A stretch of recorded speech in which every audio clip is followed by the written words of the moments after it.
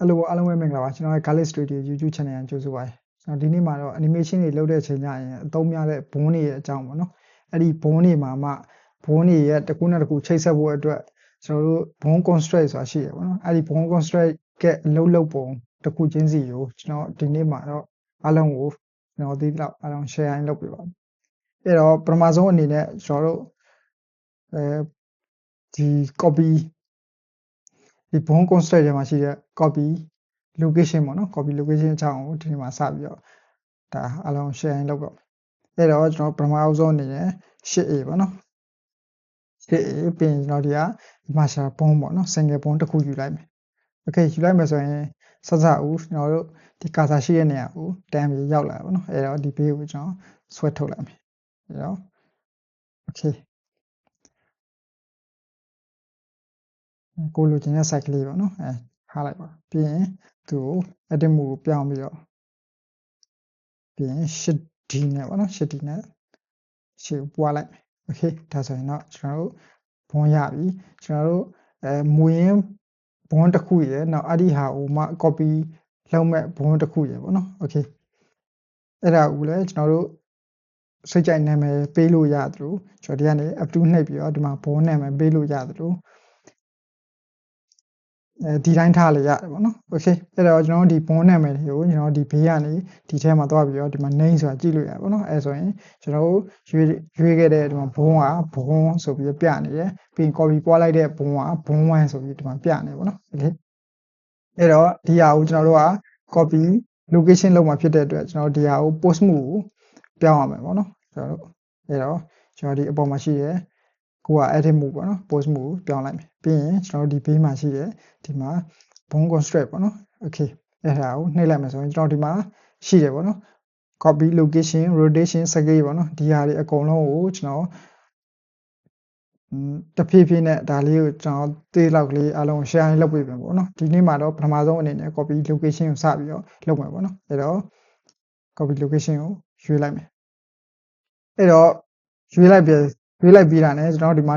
target ကြတော့ကျွန်တော်ဘာရွေးရမလဲဆိုတော့ကျွန်တော်တို့ခုနကရွေးခဲ့တဲ့ဘုံမျိုးစားပေါ့နော်ကျွန်တော်ခုနကစပြီး 8A နဲ့ယူကြတဲ့ကကျွန်တော်တို့ရွေးခဲ့တဲ့ဘုံမျိုးစား master ဘုံဆိုပြီးတော့ရှိတယ်ပေါ့နော် okay အဲ့ဒါကိုရွေးလိုက်လို့ရတယ်ပေါ့နော်အဲ့ဒါကိုမှကိုကြိုက်တဲ့နာမည်ဒီမှာပေးလို့ရတယ်ပေါ့နော်နောက်တော့ဒီမှာထားပါတော့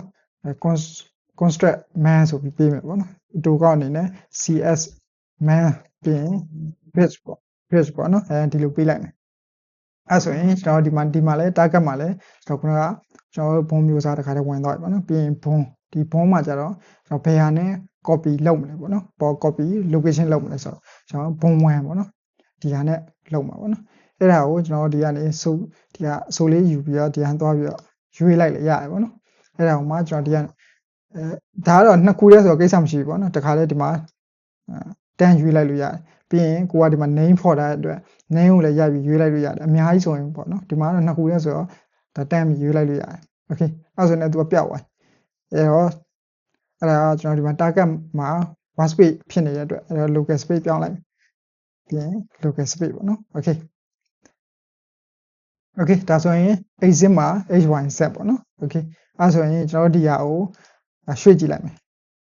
ရွှေ့ကြည့်လိုက်မယ်ဆိုရင်မရတော့ဘူးပေါ့နော်ဘာဖြစ်လို့လဲဆိုတော့ကျွန်တော်ဒီဟာနဲ့ကျွန်တော်တို့ copy location လုပ်လိုက်တဲ့အတွက်ဒီကနေပဲကျွန်တော်ရွှေ့လို့ရတော့မယ် okay ဒီကနေရွှေ့လို့ပဲရတော့မယ်သူ့မှာသွားပြီးကင်ပြီးတော့ရွှေ့ကြည့်မယ် G ကင်ပြီးရွှေ့ကြည့်မယ်ဆိုရင်လုံးဝမရတော့ဒီဟာနဲ့ကျွန်တော်တို့က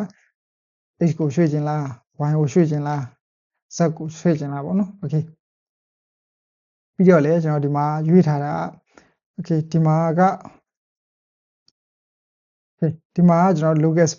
space ဆိုရင်ဒီမှာလဲသူ့ရဲ့ direction က local ဖြစ်နေရမှာပေါ့နော် global ဆိုရင်ဒါဒီ direction မှန်မှန်ပေါ့နော်ဒါတကယ်ဆိုရင်ဒီမှာကျွန်တော် local မှာဆိုရင်ဒီမှာ y ရဲ့ direction အပေါ်ထောင်းနေပေါ့နော် global မှာကျတော့ y ရဲ့ direction ဒီဘက်ကိုပြနေတာပေါ့နော် okay local okay အဲ့ဆိုရင်ကျွန်တော်တို့ဒါဆိုရပြီပေါ့နော်အဲ့ဆိုရင်နော်ပြီးရင်ဒီမှာ head and tail ဆိုတာရှိရပေါ့နော်အမီနဲ့ခေါင်းနဲ့ပေါ့နော်အမီနဲ့ခေါင်းနဲ့ကူးချိတ်ထားတဲ့အနေထားဒါခေါင်းနဲ့ချိတ်ထားတယ်ပေါ့နော်ခေါင်းနဲ့ချိတ်ထားတဲ့အနေထားအဲ့တော့ဒါကို 100% ဒါပေးကြည့်လိုက်မယ်ဆိုရင်သူဒီအမီနဲ့ဒီကောင်ချိတ်လိုက်တဲ့သဘောပေါ့နော်အဲ့ဒီသဘောကိုတက်ရောက်သွားတယ် okay ကျွန်တော်တို့ကအခုကဒီတိုင်းပဲ ခေါင်းနဲ့ပဲချိန်မယ်ဆိုတဲ့သဘောပေါ့နော်ဒီတိုင်းပဲထားမယ်ဆိုတော့ okay ဒီတိုင်းရပြီအဲ့တော့ဒါတွေကဗမာဒီအသုံးများလဲဆိုရင်ကျွန်တော် animation လုပ်တဲ့အချိန်ကျရင်ကျွန်တော်တို့ဒီကောင်ကိုကြတော့ကျွန်တော်တို့ဒီလုပ်ချင်တဲ့သူနဲ့ကျွန်တော်တို့ဘယ်လိုပြောရမလဲပေးရန်လုပ်လိုက်တယ်ပြီးရင်အဲ့ဒီဟာနဲ့ပဲသွားပြီးတော့ကျွန်တော်တို့ control လုပ် animation လုပ်ရတာကြတော့အဆင်မပြေဘူးပေါ့နော်အဲ့တော့သူ့ကိုဒါ control အနေနဲ့တည်တံ့သူဒါကိုထိန်းချုပ်ခြင်းလို့ဒီလိုမျိုးတွေတုံးရတာပေါ့နော် okay ဒါဆိုရပြီပြီးရင်ဒီမှာ invert မှာထည့်လို့ရပါဘောနော် invert h1z ပေးကြည့်လိုက်မယ် okay အဲ့ဆိုရင်ကျွန်တော်ဒီကရွှေ့ကြည့်လိုက်မယ်ဆိုရင်ပြောင်းမြန်ကြီးသွားနေတာပေါ့နော်တော့ invert ပေးလိုက်တဲ့အတွက်ကျွန်တော်တို့ဒီ h ကိုရွှေ့ကြည့်လိုက်မယ်ဆိုရင် h က direction ပြောင်းမြန်အတိုင်းသွားတယ်ပြီးရင်ထားပါတော့ဒီမှာဆိုလဲဒီလိုပေါ့နော်ဒါကျွန်တော်တို့ invert ပေးခဲ့တဲ့အတွက်နော် okay အဲ့တော့ဒါကိုပြန်ဖြုတ်လိုက် okay ပြီးရင်ဒီ offset ကဘယ်လိုလုပ်လို့လဲဆိုရင်ကျွန်တော်ဒီမှာဆိုရင် okay ဒီမှာဆိုရင်ရွှေ့လို့ရမယ်ဒါပေမဲ့သူ့ဟာနေကင်ပြီးရွှေ့မယ်ဆိုရင်လုံးဝရွှေ့လို့မရဘူးပေါ့နော်ဒီကင်ပြီးရွှေ့ဘယ်လိုရွှေ့လို့မရဘူးဘာဖြစ်လဲဆိုတော့ကျွန်တော်တို့ဒီဟာနဲ့ copy location လောက်ထားတဲ့အတွက်မရဘူးပေါ့နော်အဲ့တော့ဒီ offset ကိုပေးလိုက်မယ်ဆိုရင်ကျွန်တော်ဒီကနေတွားပြီးတော့ရွှေ့ကြည့်မယ်ဆိုရွှေ့လို့ရတယ်ဒီကနေရွှေ့မယ်ဆိုလည်းရွှေ့လို့ရတယ်ပေါ့နော်ဒါ offset ပေးထားမယ်ဆိုရင် okay အဲ့ဆိုရင်သဘောပေါက်လောက်မယ်လို့မျှော်လင့်ပြီးရင်ကျွန်တော်ဒီအောက်မှာရှိတဲ့ infuse ဘယ်လိုလုပ်လဲဆိုရင်ကျွန်တော်ဒီမှာဆိုရင်ဒီဟာကိုရွှေ့မယ်ဆိုရင်သူနဲ့ဟိုမှာ copy location လောက်ထားတဲ့ဒီဟာအစပါနော်သူ့အတိုင်းပဲ 100% လိုက်ပြီးတော့ရွှေ့လို့ပြုလို့ရတယ်ပေါ့နော်အဲ့တော့သူ့ကိုသွားပြီးတော့ဒီမှာ infuse မှာ 0.5 100% ကို50% လောက်ပေါ့နော်တစ်ဝက်လောက်ပဲထားလိုက်ထားပြီးတော့ကျွန်တော်တို့ဒီကနေရွှေ့ကြည့်လိုက်ဆိုရင်ဒီမှာသူ့ရဲ့ 100% အပြည့်မရွေးတော့ဘူးပေါ့နော် location မဖြစ်တော့ဘဲနဲ့သူ့ရဲ့ 50% 50% လောက်ပဲသူ့မှာ location ဖြစ်တော့တယ် okay ဒါဆိုရင်တော့ကျွန်တော်တို့ဒီပေါ်မူတည်ပြီးတော့ကျွန်တော်ဘယ်လိုလုပ်ရမလဲဆိုတာဒါနားလဲသဘောပေါက်လာမယ်လို့ပြောလဲအဲ့တော့ okay ဒါကိုပြန်ပြီးတော့ 1% ပြန်ပေးလိုက်အဲ့ဆိုရင်ပို့ပြီးမြင်သာအောင်ကျွန်တော်ဒီဟာနဲ့ဒါချိတ်ပြမယ်ပေါ့နော်ချိတ်ကြည့်လိုက်မယ် okay အဲ့တော့သူ့ကိုကျွန်တော်တို့ object move ပြန်ပြောင်းလိုက်ပြီးရင် shift s နဲ့ဒီ cursor ရှိတဲ့နေရာကိုခေါ်လိုက်မယ်ပေါ့နော်ပြီးရင်ကျွန်တော်တို့ဒီ mask ပေါ့နော်ကျွန်တော်ဒီ object နဲ့ဒါလိုက်အောင်သူ့ကိုဘုံနေရာပြန်ပြီးတော့ထားလိုက်မယ်အဲ့တော့ဘုံကအခုနေတော့အထက်မှာမြုပ်နေတာဆိုမမြင်ရဘူးเนาะသူနည်းနည်းဖော်လိုက်မယ်အဲ့တော့ဒီဘုံကိုရွေးပြီးရင်ကျွန်တော်ဒီထဲမှာ inform ပေါ့နော်ပြီးရင်ဘုံကို okay okay ကျွန်တော်တို့ရဲ့ဒီခေါင်းနဲ့ညီအောင်ပေါ့နော်ဒီမှာထားလိုက် okay ထားပြီးတော့ကျွန်တော်ဒီကောင်နဲ့သူ့ကိုကျွန်တော်ပေးရန်လုပ်မယ်အဲ့တော့သူ့ကိုအရင်ရွေးလိုက်မယ်ပြီးရင် shift ပြီးတော့သူနဲ့ရွေးလိုက် okay ရွေးပြီးရင်ကျွန်တော်တို့ဒီကနေ post move ပေါ့နော် post move သွားလိုက်မယ် okay အဲ့မှာ object move ပြန်သွားအဲ့မှာကျွန်တော်တို့ရွေးတဲ့အချိန်ကျရင်ကျွန်တော်တို့ဒီဘုံကိုရွေးပြီးတော့ကျွန်တော်တို့ရဲ့ဒီလုပ်ချင်တဲ့ကျွန်တော်တို့ mass object ပေါ့နော်ဒီကောင်ကိုရွေးလိုက်ပြီးတော့ဒီကိုတွားကြည့်မယ်ဆိုရင်ဒီမှာကျွန်တော်က post move မပေါ်ဘူးပေါ့နော်အဲဆိုရင်မှားနေလို့ပေါ့နော်အဲ့တော့ဒီဟာကိုအရင်ရွေးပြီးရင်ဒီကောင်ရွေးပေါ့နော်ရွေးပြီးတော့မှကျွန်တော်တို့တကယ်ဆိုရင်ဒီမှာကျွန်တော်တို့ကweight paint လုပ်မယ်ဆိုရင်ဒီမှာနေ control P ဆိုပြီးတော့ဒီကနေ automatic weight ပေါ့နော် weight လုပ်လိုက်လို့ရတယ်ကျွန်တော်တို့ကအဲ့လို weight paint လုပ်မှာမဟုတ်ဘူးပေါ့နော်ဘုံအနေနဲ့ဒါချိန်မှာဖြစ်တဲ့အတွက်ကျွန်တော်ကသူ့ကိုရွေးပြီးရင် post move သွားပြီးတော့သူနဲ့ control P ဘုံအနေနဲ့ပေါ့နော်တရားနဲ့ချိန်လိုက်အဲ့ဆိုရင်ရပြီပေါ့နော်အဲ့ဆိုရင်သူ့ကိုကျွန်တော် post move ကိုသွားလိုက်မယ်သွားပြီးရနေရွှေ့ကြည့်လိုက်မယ်ဆိုရင် okay ဒါဆိုရင်ကျွန်တော်တို့ဒီမှာရွှေ့လို့ရပါပြီပေါ့နော် okay ရွှေ့လို့ရပါပြီဘယ်လိုရွှေ့ခြင်းရွှေ့လို့ရပါပြီပေါ့နော် okay ဒါဆိုရင်ရွှေ့လို့ရပါပြီ okay အဲ့ဆိုရင်ဒီဟာသွားပြီးတော့ကျွန်တော်ဒီမှာ okay ရွှေ့လို့ဟုတ်ပြီကျွန်တော်တို့ခေါင်းကဒီဘယ်နဲ့ညာနဲ့ဒီလိုမျိုးရွှေ့လို့ရတာဟုတ်ဒီရှေ့နောက်ကြီးကြတော့ခေါင်းကအဲ့လိုရှေ့နောက်လဲဒါငုံလိုက်ပြလိုက်ဆိုတာဒါခေါင်းကလက်ခံလို့ရတယ်အပေါ်အောက်ကိုဒီလိုခေါင်းကြီးရွှေ့နေတာတော့ဒါကမဖြစ်သင့်ဘူးပေါ့နော်အဲ့တော့အဲ့ဒီဟာကိုကျွန်တော်တို့ကမလုပ်ဘူးဆိုတော့ကျွန်တော်ဒီကနေဒါဆိုရင် y exit ပေါ့နော် y exit မှာဒီဘုံကိုကျွန်တော်တို့ location မလုပ်ဘူးအဲ့တော့ y ကိုကျွန်တော်တို့ဒါ off လုပ်လိုက်မှာပေါ့နော် okay အဲ့ဆိုရင် y ကိုကျွန်တော်ရွှေ့ကြည့်မယ်ဆိုရင်ခေါင်းက မရွေဘူးပေါ့နော်ကျွန်တော်ဒီမှာရွှေ့ကြည့်လိုက်မယ်ဆိုရင်မရွေဘူးအခြားသောကျွန်တော်တို့ဒီမှာဒီဖေးညာရွှေ့လို့ရမယ်ရှေ့နောက်ရွှေ့လို့ရပါတယ်ပေါ့နော်ဒီမှာ wire off ထားတဲ့အတွက်ကျွန်တော်ဒီ control က wire off ထားတဲ့အတွက်မရဘူးပေါ့နော်အခြားသော h နဲ့ z နဲ့ကတော့ရတယ်ပေါ့နော်ဒီမှာကျတော့အဲ့လိုမဟုတ်တော့ပြောင်းပြန်ဖြုတ်လိုက်ကျွန်တော်ဒီမှာ on ထားတဲ့ကျွန်တော်တို့ h နဲ့ z နဲ့ကမရဘူးဒါပေမဲ့ y ကတော့သွားပြီးတော့ရနေပေါ့နော်ဒါပေမဲ့အဲ့ဒါတွေကိုအကုန်လုံးရကျင်တယ်ဆိုရင်ခုနလိုပဲ offset မှာပေးထားလိုက်ပေါ့နော်အကုန်လုံးကြိုက်တဲ့နေရာရွှေ့လို့ရပါပြီပေါ့နော်ကျွန်တော်ဒီမှာဒီကနေရွှေ့မယ်ဆိုတော့ရွှေ့လို့ရတယ်ပေါ့နော်ကြိုက်တယ်လို့ okay အဲ့တော့ဒီမှာလဲကိုလှုပ်ရှင်တဲ့ exit ကိုဒီမှာလဲကန့်သက်ထားလို့ရတယ်ပေါ့နော်ဒါဆိုရင်တော့အလုံးသဘောပေါက်နားလဲလိမ့်မယ်လို့မျှော်လင့်တယ် okay ဒါဆိုရင်နောက်ပိုင်းမှာကျွန်တော်တို့ဒီနောက် copy rotation လုပ်မယ် copy scale တွေလုပ်မယ်ပေါ့နော် okay ဒီပိုင်းကတော့အလုံးဒါလည်းသဘောပေါက်လောက်မယ်လို့မျှော်လင့်တယ် okay ဒါဆိုရင်ကျွန်တော်တို့ဒီပိုင်းမှာတော့ copy rotation ပေါ့နော် copy rotation လုပ်မယ်ရှေ့မှာ copy location ပေါ့နော် copy location ပြီးတော့ဒီပိုင်းမှာတော့ copy rotation ဘယ်လိုလုပ်လဲဆိုတာကိုဒါကျွန်တော်တို့လိုက်ကြည့်အောင် okay ဒါဆိုရင်ဒီကတော့ဒီဘုံယူတာတော့ကျွန်တော်ထပ်ပြီးတော့မပြတော့ဘူးပေါ့နော်ကျွန်တော်ဒီကရှေ့ A ကနေဒါယူလိုက်ရရပါတော့ကျွန်တော်ဒီမှာချာတဲ့ single ဘုံပေါ့နော်အဲ့ဒါကကျွန်တော်ရှေ့မှာပြရဒီ copy location မှာ copy location မှာတခါလေးလောက်ပွားဆိုတော့အကယ်၍ဒါအမှမသိဘူးဆိုလဲဒါတော့ကြည့်လိုက်ပါနော်ဒါကိစ္စမရှိဘူးအဲ့တော့ကျွန်တော်ဒီကနေပဲတခါလေးဒါလောက်လိုက်အဲ့တော့ဒီဟာကိုကျွန်တော် post move ပြောင်းလိုက်post move ကနေကျွန်တော်ဒီဘက်ကဘုံ constraint ပေါ့နော် okay အဲ့ဒါပါ copy rotation okay ယူလိုက်တာနဲ့ခုနရှေ့က copy location လို့ပဲဘုံရဲ့အရာအစဒါပြောင်းသွားပါတော့ပြောင်းသွားပြီးရင်ကျွန်တော်ဒီ target မှာကျွန်တော်တို့ဘုံမျိုးစားပေါ့နော်တကယ်ဆိုရင်ကျွန်တော်ယူထားတဲ့ marshal ဘုံပေါ့နော်အဲ့ဒါကိုကျွန်တော်ကဒီမှာCS man risk ဆိုပြီးပေးထားပါတော့အဲ့ဒီ name ပေါ့နော်အဲ့ဒီ name ကိုဒါယူလိုက်အောင်မယ် okay ပြီးရင်ဘုံကတော့ကျွန်တော်ခုနကဒီကောင်ပေါ့နော်ဒီကောင်ကိုဒါပင်ဆိုလေးနဲ့ထောက်ပြီးယူလိုက်လေရပါတော့ဒါမှမဟုတ်လေကျွန်တော်ဒီကနေသူ့ကိုဒီဘုံနေရဲ့နာမည်ကိုတခါတည်းတန်းကြည့်လို့လည်းရပါတော့ဒီကနေပြီးတော့ဒီထဲပါနော်ဒီမှာ data ထဲမှာကျွန်တော်ဒီမှာရှိရ show ဆိုတာရှိအမှာ okay အဲ့ဆိုရင်ကျွန်တော်တို့ဒီမှာဘုံအကယ်၍ဒီမှာနာမည်တွေပေးခဲ့တယ်ဆိုရင်ကျွန်တော်ဒီမှာနာမည်မပေးထားတာပေါ့နော်နာမည်ပေးထားပဲနဲ့စာယူကလေးကအတိုင်းကိုဒါထားထားတာပေါ့ထားထားတော့သူက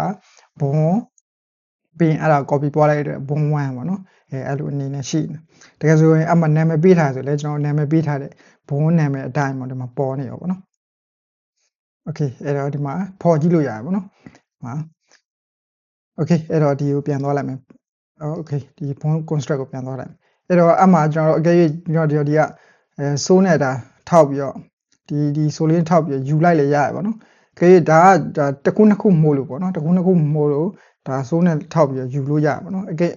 ကျွန်တော်တို့လောကကန်ရတာများတဲ့အချိန်ကျရင်ဖုန်းလေးနဲ့ရမ်းများတဲ့အချိန်ကျဒီဆိုးနဲ့ထောက်လို့မလွယ်တဲ့အခါမျိုးတွေလည်းရှိတယ်ပေါ့နော်။အဲ့ဒီအချိန်ကျရင်တော့ကိုနာမည်ပေးထားတဲ့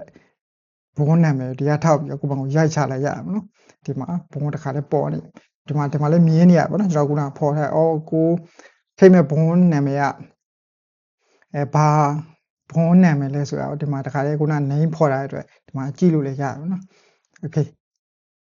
ဒါဆိုရင်တော့ရပြီပေါ့နော်။ပြီးရင်ကျွန်တော်တို့ဒီမှာ watch speed target က watch speed owner လေ watch speed ပဲ။ဒီ watch speed ရဲ့သဘောတရားတော့အဓိကအဖြစ်ကျွန်တော်ဒီမှာအပေါ်မှာရှိတယ်ဒီပေါ်မှာရှိတယ်ကျွန်တော်တို့ global ဒီ watch speed ဆိုတာတော့အဓိကဒီ global ပေါ့နော် global ပြီးရင် local speed ကြည့်မယ် local space ဆိုရင်တော့ကျွန်တော်ဒီမှာ local ပေါ့နော်အဲ့လိုမျိုးရှိရယ်မှာ local okay local space ပဲရွေးလိုက်တယ်ပေါ့နော်ရွေးပြီးရင် okay ဒီမှာပြီးရင် exit ကလည်း hyz ပဲနော်hyz ပဲဒီမှာတခါတည်းသူကရွေးပြီးသားပေါ့နော်အဲ့တော့ဒါကိုကျွန်တော်ကင်ပြီးတော့လှုပ်ကြည့်လိုက်မယ်မရဘူးပေါ့နော်ကျွန်တော်တို့ဒီမှာလှုပ်လို့မရဘူး okay အဲ့တော့ဒီကောင်နဲ့ကျွန်တော်တို့က copy rotation လုပ်ထားတဲ့အတွက်ဒီကောင်နဲ့ကျွန်တော်လှည့်ကြည့်လိုက်ဆိုရင်ရတယ်ပေါ့နော် okay ဒါလည်းခုနဒီဟာပါတခါလေးလှုပ်နေတာပေါ့နော်ဒီဟာကျွန်တော်ကျွန်တော်ဆွဲထားတဲ့ဒီကောင်ပေါ့နော်ဒီကောင်ပါတခါလေးခုနကျွန်တော်ရှေ့ပိုင်းက copy location မှာဒါချိတ်ထားတဲ့အတွက်ကိုဒီဘုံကိုလှုပ်လိုက်တဲ့အခါသူပါလှုပ်တာပေါ့နော် okay အဲ့တော့ဒါထားပါတော့ဒါပြန်ပြီးတော့ဒါလှုပ်လိုက်ပြီးရင်ဒီပြန်လှုပ်လိုက် okay ဒါဆိုရင်နည်းနည်းမြင်သာအောင်ပေါ့နော် okay ဒါဆိုရင်ဒါဒီတိုင်းပါနော်ကျွန်တော်တို့အဲ့တော့ကျွန်တော်တို့ဒါကူးဆိုရင်ကျွန်တော်ဒီထဲမှာတကယ်ဆိုရင်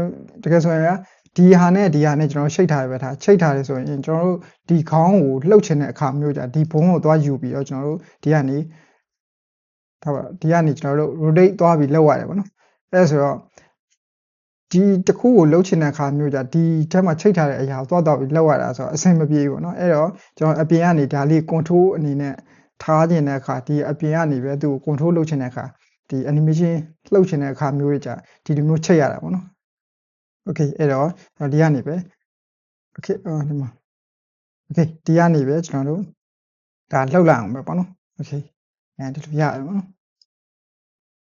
okay အဲ့ဒါအောင်မှာကျွန်တော်ရှေ့ကသူလဲရှေ့က location copy location အတိုင်းပဲပေါ့နော် okay အဲ့တော့ဒီမှာကျွန်တော်တို့ကrotate လုပ်မဲ့ exit ကဘယ် exit နဲ့လုပ်မလဲပေါ့နော်ကျွန်တော်ထားပါတော့ဒီမှာ h exit ပဲရွေးထားတယ်ပဲထား okay ဒီနှစ်ခုဖြုတ်လိုက်အဲ့တော့ကျွန်တော်ဒီကနေလှုပ်ကြည့်လိုက်မယ်ကျွန်တော်ဘလောက်ပဲလှုပ်ကျွန်တော်တို့ရဲ့ဒီ location ကကျွန်တော်ဒီမှာ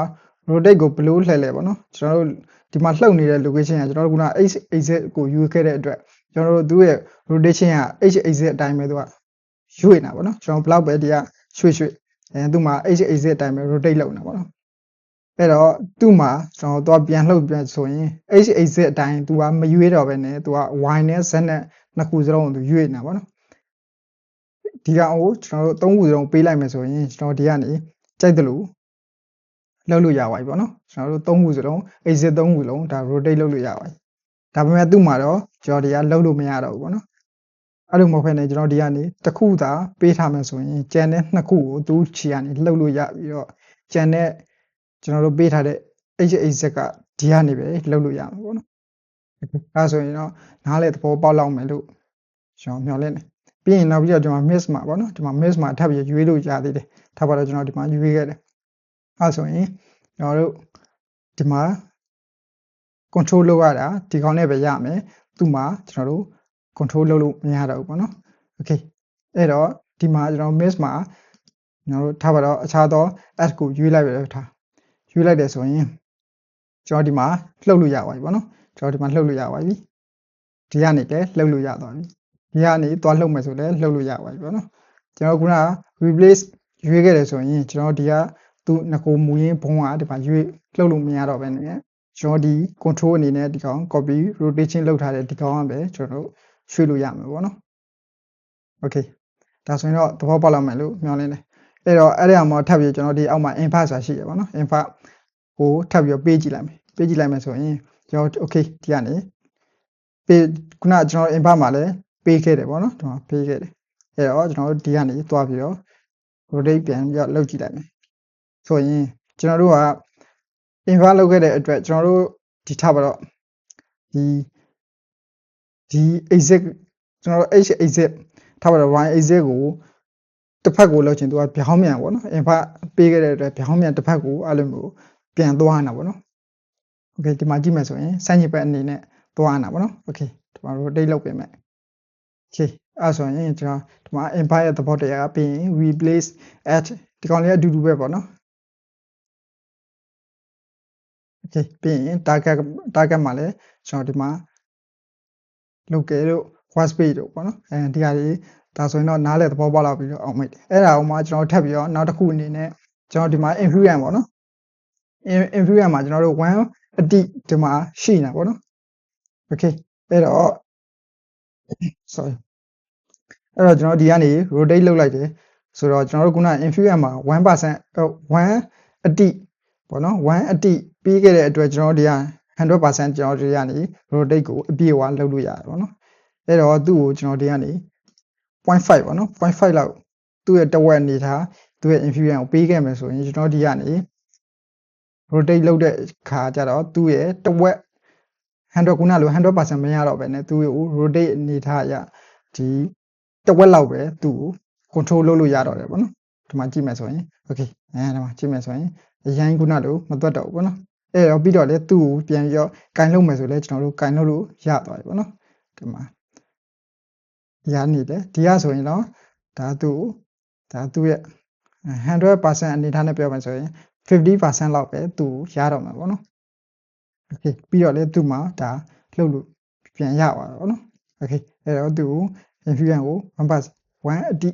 ပေါ့နော်ပြန်ပေးလိုက်မယ်ဆိုရင်သူ့မှာလှုပ်လို့မရတော့ဘူးပေါ့နော်မရတော့ဘဲနဲ့သူ့မှာသူနဲ့ပဲလှုပ်လို့ရမှာပေါ့နော်โอเคဒါဆိုရင်တော့ဒါကတော့ copy rotation ပေါ့နော်အဲဆိုတော့အားလုံးနားလဲသဘောပေါက်တော့မယ်လို့မျှော်လင့်တယ်အဲ့တော့ဒီမှာတစ်ခါလေးမြင်လာအောင်ကျွန်တော်ဒီဟာနဲ့တစ်ခါလေးပြန်ပြီးတော့ထိတ်လိုက်မှာပေါ့နော်โอเคအဲ့တော့ကျွန်တော်တို့ရဲ့ object မူကိုပြန်သွားလိုက်မယ်ပြီးရင်ကျွန်တော်တို့ဒီကောင်ပေါ့နော်ဒီဟာနဲ့ကိုချိန်ship ပြီပေါ့နော်โอเคကျွန်တော်ဒီမှာ shortcut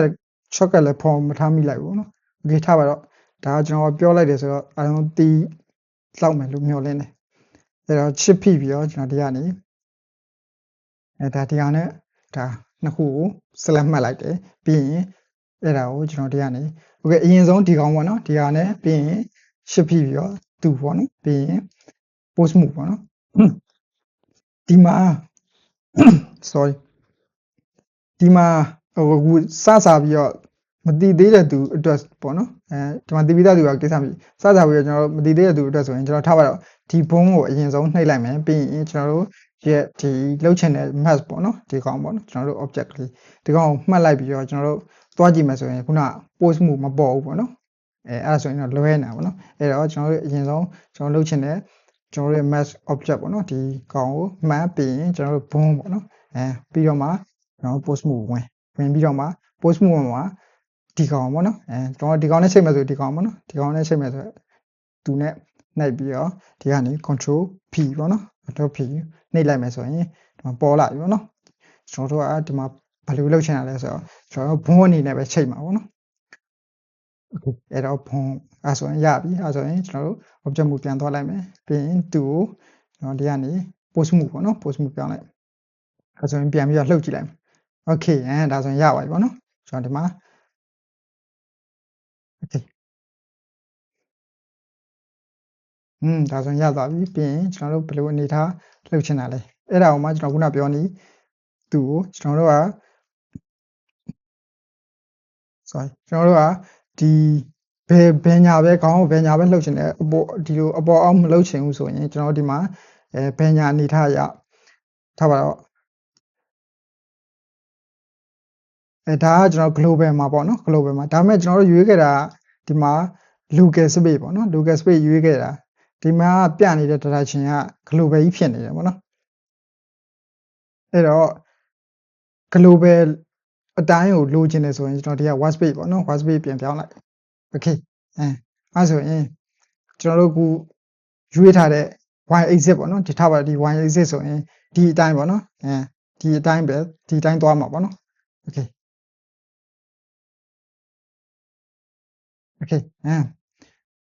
အဲ့ဆိုရင်ကျွန်တော်ဒီမှာ global ကျွန်တော်ဒီမှာ global ရွေးထားတယ်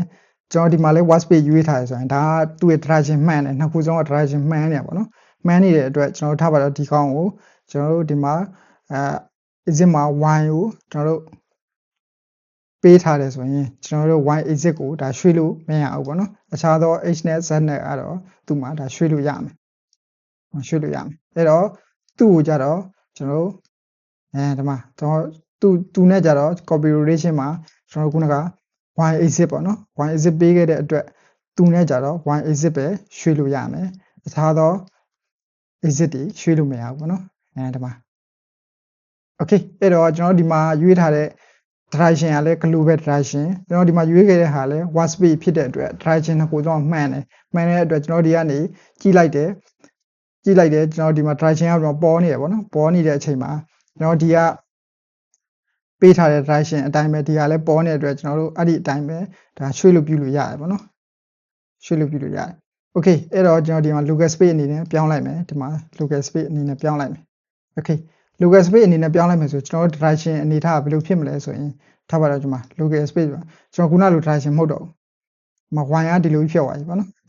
ပြီးရင်ကျွန်တော်တို့ရဲ့ z ကဒီလိုဖြစ်သွားပြီ ခုနဆိုရင်ဒီကကျွန်တော်တို့ဘာလဲဆို y ပေါ့နော် y exit ဖြစ်နေတယ် y ကိုရွေးထားတယ်ဆိုရင်ကျွန်တော်တို့ဒီမှာ y လုံးဝရွှေ့လို့မရဘူးပေါ့နော်ဒါပေမဲ့ဒီမှာဒါနဲ့ကြတော့ y ပဲရွှေ့လို့ရမယ် okay အဲ့ဆိုရင်တော့သဘောပေါက်လောက်မယ်လို့မျှော်လင့်တယ်နည်းနည်းတော့ရှုပ်သွားမလားတော့မသိဒါပေမဲ့တက်နိုင်ရင်တော့တက်နိုင်တလောက်စမ်းကြည့်ပေါ့နော်ဒါကျွန်တော်ဘာလို့ပြောလဲဆိုတာဒါစမ်းကြည့်မှသဘောပေါက်လိမ့်မယ်လို့မျှော်လင့်တယ် okay အဲ့ဆိုရင်ဒီမှာမရဘူးပေါ့နော်ဟေးဒါဆိုရင် h1 set 3လုံးပေးလိုက်ပြီးရင်ကျွန်တော် local direction လည်း local ဒီက direction လည်း local space ပဲဆိုတော့ okay အဲ့ဆိုရင်ဒီ direction တိုင်းပဲကြိုက်လို့ရွှေ့လို့ရပါတယ် okay အဲ့ဆိုရင်နားလည်းသဘောပေါက်လောက်မယ်လို့မျှော်လင့်အဲ့ဆိုနောက်တစ်ပိုင်းမှာကျွန်တော်တို့နောက်ပါရှိမလဲ copy scale ပေါ့နော်နောက်ပိုင်းမှာကျွန်တော်တို့ copy scale ကိုထပ်ပြီးတော့လုပ်ပါမယ် okay ဒါဆိုရင်ကျွန်တော်ဒီပိုင်းမှာတော့ copy scale လုပ်မှာပေါ့နော် copy scale ရှေ့ပိုင်းက copy location copy rotation ပြီးပါဆိုတော့ဒီပိုင်းမှာ copy scale လုပ်အဲ့တော့ကျွန်တော်တို့ post move သွားလိုက်ပြီးရင်ကျွန်တော်တို့လုပ်ချင်တဲ့ဘုံကိုရွေးလိုက်ပါနော်ရွေးပြီးရင်ကျွန်တော်ဒီကဘုံ construct ရှိတယ်အဲ့ဒီနေရာမှာကျွန်တော်တို့ copy scale ပေါ့နော်ပြီးရင်ကျွန်တော် target ကတော့ကျွန်တော်တို့ဘုံမျိုးစားပါနော် sorry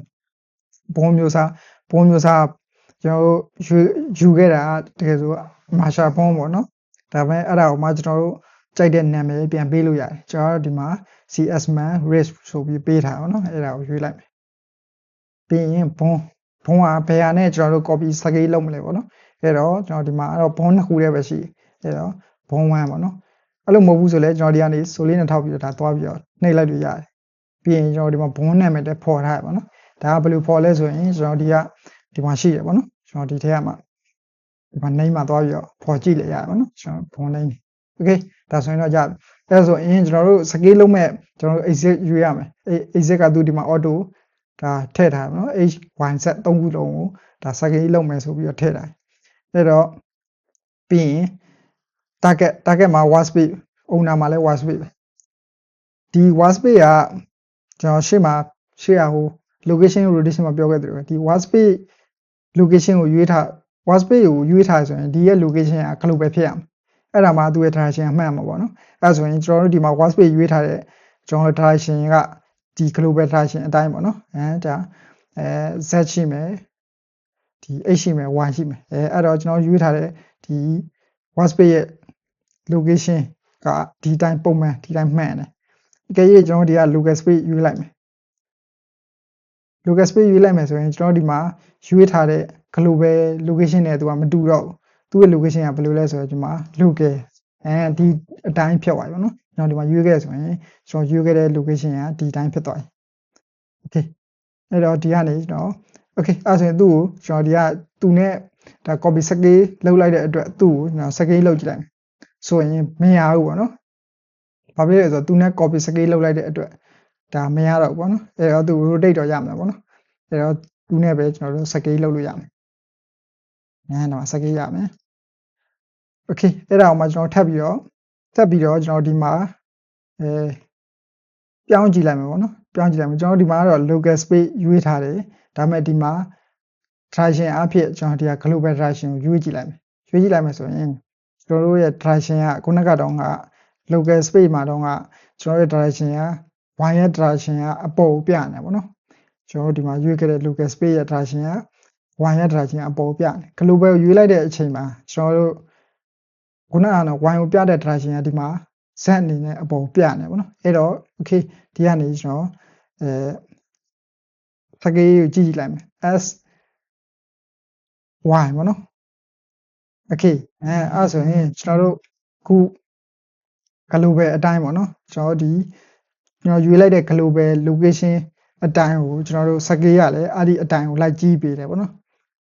ထားပါတော့ s z ကိုလောက်လိုက်မှာဆိုရင်ကျွန်တော်ဒီမှာပြတဲ့ location အတိုင်းပဲလိုက်ကြည့်ပေးတယ် okay အဲ့ဆိုရင် local ကိုပြန်ပြောင်းကြည့်လိုက်မယ်အဲ့ဆိုရင်ကျွန်တော်တို့ရဲ့ဒီ direction က y ကအပေါ်ရောက်သွားအဲ့တော့ s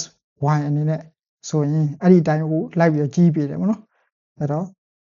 okay ဒီမှာဆိုလဲအဲ့ဒီအတိုင်းပဲလိုက်ကြည့်ပေးတယ်okay အဲ့ဆိုရင်ပြန်နှိပ်ကြည့်အဲ့ဆိုရင်ဒီ local space ရောဒီရောဒါအတူတူပဲပေါ့နော် okay အဲ့တော့ကျွန်တော်ဒီမှာဒါကတော့မသိတာဘူးเนาะအဲ့တော့ကျွန်တော်ဒီကနေတွားပြီးတော့ဒါကိုအပြောင်းလဲလုပ်ကြည့်လိုက်မယ်အဲ့တော့ကျွန်တော်တို့ copy copy scale လုပ်မဲ့ဟာကျွန်တော်တို့ HAZ တစ်ခုတည်းပဲကျွန်တော်တို့လုပ်မယ်အဲ့တော့ y နဲ့ z နဲ့ကိုကျွန်တော်တို့ဒါ off လုပ်လိုက်မယ်ပေါ့နော်ကျွန်တော်ဒီ HAZ တစ်ခုတည်းကိုပဲကျွန်တော် scale လုပ်မယ်ဆိုတော့အဲ့ဒီအတိုင်းပဲကျွန်တော်နှိပ်ထားလိုက်မယ်အဲ့တော့ဒီမှာ s ဆိုပြီးတော့နှိပ်ပြီးတော့ကြည့်လိုက်မယ်ဆိုရင်ကျွန်တော်တို့ကဒီမှာပေးခဲ့တာစကေးက HAZ တစ်ခုတည်းပဲစကေးလုံးမယ်လို့ပေးခဲ့တဲ့အတွက်ကျွန်တော်ဒီကနေဆွဲပြီးတော့ကြည့်လိုက်တဲ့အချိန်မှာသူ့ရဲ့ဒီရဲ့စကေးက HAZ တစ်ခုတည်းကိုပဲကြည့်နေတာပေါ့နော် okay အဲ့ဆိုရင် y ပေါ့နော် y exit ကိုရွေးလိုက်မယ်အဲ့ဆိုရင်ကျွန်တော်ဒီကနေစကေးလုပ်တဲ့အချိန်မှာ y exit အတိုင်းတစ်ခုတည်းပဲဒါစကေးဖြစ်သွားပါတော့ပြီးရင်ကျွန်တော် z ခေါ်ဒီအဲ့တော့ဒီမှာတစ်ခုအတိုင်းတစ်ခုတည်းပဲပေါ့နော်အဲ့တော့ကျွန်တော်ပြန်ပြီးတော့လုပ်ကြည့်လိုက်မယ် y ကျွန်တော်ဒီမှာ y exit ကိုစကေးလုပ်မယ်ပေါ့နော်ဒီမှာရွေးခဲ့တယ်အဲ့တော့ဒီကနေ global ရွေးလိုက်မယ်ဆိုရင်ကျွန်တော် direction ကပြောင်းသွားပြီခုနကတော့ကျွန်တော်တို့ဒီမှာ local ရွေးတော့ဟာကျွန်တော်တို့စကေးရဲ့ direction အပေါ်ပေါ့နော် y ရဲ့ direction ခုတော့ global ရွေးလိုက်တဲ့အချိန်မှာ y ရဲ့ direction ကဒီလိုဖြစ်သွားပြီအဲ့တော့ဒီကနေကျွန်တော်ဒီကနေစကေးလုပ်လိုက်မယ်စကေးလုပ်လိုက်မယ်ဆိုရင်ကျွန်တော်တို့ဒီမှာရွေးခဲ့တာ y ပေါ့နော် y ဆိုရင်တကယ်ဆိုရင်ဒီဘေးတိုက်ဒီလိုမျိုးအကြီးအသေးဖြစ်ရမှာပေါ့နော်အဲ့ဒါကိုကျွန်တော်တို့ဒီကနေဆွဲကြည့်လိုက်တဲ့အချိန်မှာအပေါ်ပဲကြည့်သွားပြီပေါ့နော်ဒီ z exit အတိုင်းပဲစကေးရဖြစ်သွားတယ်အဲ့ဒါဘာဖြစ်လဲဆိုတော့ကျွန်တော်ဒီမှာရွေးထားတဲ့ location က global ကြီးဖြစ်နေပေါ့နော်တကယ်ဆိုရင် local ရွေးလိုက်မယ်ဆိုရင်သူ့ရဲ့ direction အမှန်ဒီတိုင်းပေါ့နော်ဒီတိုင်းဖြစ်ရမယ်အဲ့ဒါလည်းကျွန်တော်တို့ဒီမှာ local space ရွေးခဲ့လို့ကျွန်တော်တို့ရဲ့ direction ကလည်း local ဖြစ်ရမှာပေါ့နော်တကယ်တော့ global ပြလိုက်တဲ့ direction ကဒီဟာနဲ့ဒီဟာနဲ့မညီတဲ့အတွက်အဲ့ဒီမှာလွဲသွားပါပေါ့နော်အဲ့တော့ဒီမှာထားပါတော့ okay ဒီမှာကျွန်တော်ရွေးခဲ့တာ y ဒီမှာ global ရွေးထားတော့ဒီမှာစက်ကြီးဖြစ်နေတာပေါ့နော် okay အဲ့တော့ဒီကိုပြန်ကြည့်လိုက်မယ်ဆိုရင်ဒီမှာ direction အမှန်ပေါ့နော် okay ဒါဆိုရင်တော့နားလေသဘောပေါက်လောက်ပြီလို့အောက်မေ့တယ် okay အဲ့ဆိုရင်ကျွန်တော်တို့ဒီမှာပါတဲ့ကျွန်တော်ဒီဟာလေးပေါ့နော် make uniform ကိုစမ်းကြည့်လိုက်မယ် okay အဲ့ဆိုရင် make uniform ကိုကျွန်တော်တို့စမ်းကြည့်လိုက်မယ်ဆိုရင်ကျွန်တော်တို့ခုနကစကေးရကျွန်တော်တို့ခုနကလို 100% sorry ဆိုတော့ခုနလို 100% မဖြစ်တော့ဘူးပေါ့နော်ဒီမှာဆိုရင်ဘာလဲဆိုတော့သူကစကေးရဲ့တဝက်လောက်ပဲသူကစကေးဖြစ်သွားတယ်ပေါ့နော်ဒါကိုပြန်ဖြုတ်ပြီးတော့ပြန်လုပ်ကြည့်လိုက်မယ်ဆိုရင် 100% ဒီမှာဒီ y exit တိုင်းကိုဒါစကေးဖြစ်သွားတယ်ပေါ့နော်အဲ့တော့ make uniform ကိုပြန်လုပ်ကြည့်လိုက်ဆိုရင်ကျွန်တော်တို့ခုနကလိုပဲ y exit အတိုင်းလည်းမသွားတော့ဘဲနဲ့ h1z 3ခုလုံးကိုသူကစကေးဖြစ်သွားတဲ့အပြင်ကို 100% ဖြစ်ပဲနဲ့ 50% လောက်ပဲစကေးဖြစ်တယ်ပေါ့နော် okay ပြီးရင် offset ကိုရွေးကြည့်လိုက်မယ်offset ကိုရွေးမယ်ဆိုရင်တော့ကျွန်တော်ဒီမှာခုနကကျွန်တော်တို့အတိုင်းပဲဒါ y exit အတိုင်းပဲသူကစကေးဖြစ်ပြီးတယ်ပေါ့နော်ပြီးရင်သူ့ကိုလည်းကျွန်တော်စကေးလုပ်ကြည့်လိုက်မယ်sy ပေါ့နော်sy ရွေးလိုက်မယ်ဆိုရင်တကယ်ဆိုရင်ကျွန်တော်ဒီကောင်နဲ့ကျွန်တော်တို့ကဒီကောင်နဲ့သူနဲ့ကိုကျွန်တော်တို့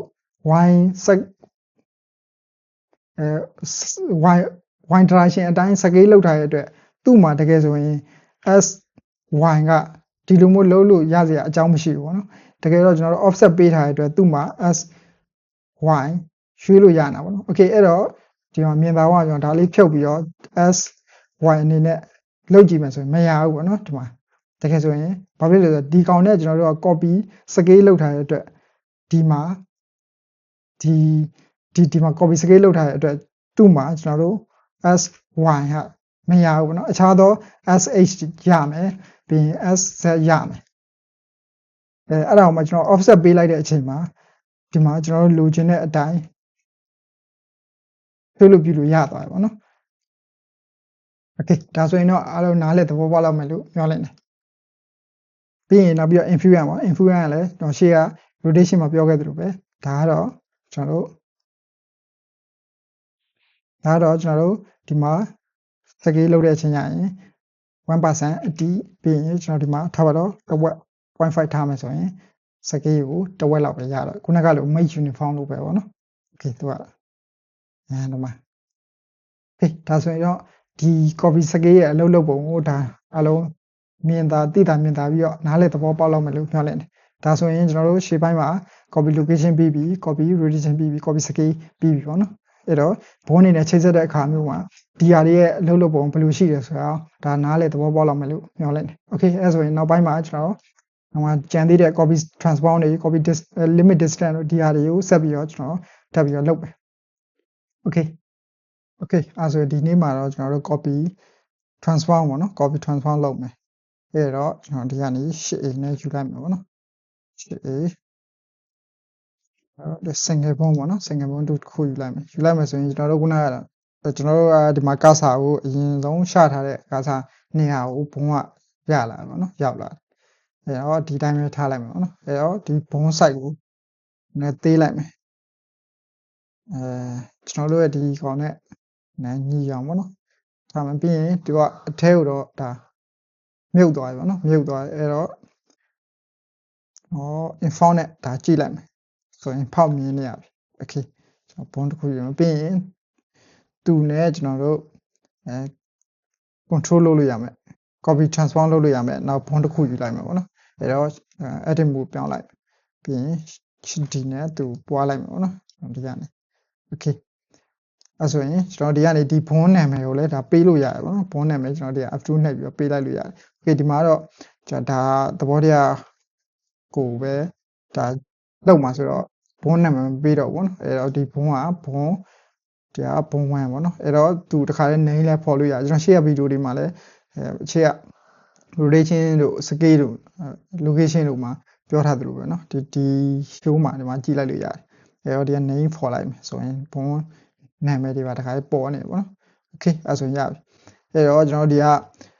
copy transform လုပ်မှာဆိုတော့ကျွန်တော်တို့ post move ပြောင်းမှာရအောင် post move ပြီးရင်ကျွန်တော်တို့လုပ်ချင်တဲ့ဘုံပေါ့နော်ဒီကောင်ရွေးပြီးရင်ကျွန်တော်ဒီဘေးမှာရှိရဲ့ဘုံ construct ပေါ့နော်ဒီထဲမှာရှိအဲ့တော့ကျွန်တော်ဒီအပေါ်ကကျွန်တော်ဒီ3ခုပေါ့နော် location rotation scale ပြီးပြီဆိုတော့ကျွန်တော်အခု copy transform လုပ်မယ်ပေါ့နော် okay အဲ့တော့ target မှာကျွန်တော်တို့ယူခဲ့တဲ့ဘုံမျိုးစား marshal ဘုံပေါ့နော်ဒီကောင်ပေါ့အဲ့တော့အဲ့ဒါကိုကျွန်တော် name လေးပေးလိုက်မယ်ရှေ့ကဗီဒီယိုတွေမှာလိုပဲပေါ့နော် constraint man ပေါ့နော်ပြီး rich ပေါ့နော်ဒီလိုပဲပေးလိုက်ဒီတမျိုးလေးစမ်းသွားအောင်ပေါ့နော်ပြီးရင်ဘုံကကျွန်တော်တို့ဘယ်ကောင်နဲ့ကျွန်တော် copy transform လုပ်မလဲပေါ့နော်အဲ့တော့ဒီကနေစိုးထောက်ပြီးတော့ဒီကအစိုးလေးထောက်ပြီးဒီကသွားယူလဲရတယ်ပေါ့နော်ဒါမှမဟုတ်ကျွန်တော်ဒီကနေဒီမှာဘုံကနှစ်ခုရဲဆိုတော့ကျွန်တော်ဒီကနေတန်းယူလိုက်လို့ရတယ်ပေါ့နော်ကျွန်တော်ဘုံ1ပေါ့နော် okay အဲ့ဆိုရင်သူကတခါတည်းဒီထဲကိုမြုပ်သွားပြီပေါ့နော်ဒီမှာတန်းပြီးတော့ရောက်သွားတယ်အဲ့ဒါကျွန်တော်ဒီမှာwasbase target အနေနဲ့ wasbase အနေနဲ့ရွေးထားတဲ့အတွက်သူ target ကဒီကောင်းရှိတန်းရောက်သွားတာပေါ့နော်အဲ့တော့ owner အနေနဲ့ကလည်း wasbase ပဲဆို okay အဲ့တော့ local space ပြန်လုပ်လိုက်မယ် okay အဲ့ဆိုရင်ဒီတိုင်းဖြစ်သွားပြီပေါ့နော် okay အဲ့တော့ကျွန်တော်ဒီကနေဒါ transform ပေါ့နော် transform ဆိုတော့ကျွန်တော်တို့ rotate လုပ်လို့ရတယ် location တွေလုပ်လို့ရတယ်ပေါ့နော် scale တွေအစလုပ်လို့ရတယ်ပေါ့နော် sorry အဲ့တော့ဒီမှာကျွန်တော်တို့ copy transform လုပ်ထားတဲ့အတွက်သူ့ကိုကျွန်တော်တို့ရွှေ့လို့ပြလို့မရဘူးပေါ့နော်အဲ့တော့သူနဲ့ပဲကျွန်တော်တို့ရွှေ့လို့ပြလို့ scale တွေလုပ်လို့ရမယ် rotate တွေလုပ်လို့ရမယ်နောက်ပြီး location တွေလုပ်လို့ရမှာပေါ့နော် okay ဒါဆိုရင်တော့ဒီရဲ့သဘောတရားကိုသိလောက်ပြီးထင်တယ်အဲ့တော့နောက်တစ်ခုအနေနဲ့ကျွန်တော်ဒီမှာထပ်ပြီးတော့သူ့ကိုထပ်ပြီးလုပ်လို့ရသေးတယ်ပေါ့နော်ကျွန်တော်အခု target အနေနဲ့ထား local space အနေနဲ့ပေါ့နော် local space အနေနဲ့ထားအဲ့ဒါကိုကျွန်တော် owner အနေနဲ့sorry ကျွန်တော်တို့ workspace အနေနဲ့ပြောင်းလိုက်မယ် okay workspace အနေနဲ့ပြောင်းလိုက်မယ်ဆိုရင်ကျွန်တော်တို့ဒီလိုကြီးဖြစ်သွားပြီပေါ့နော်ပြီးရင်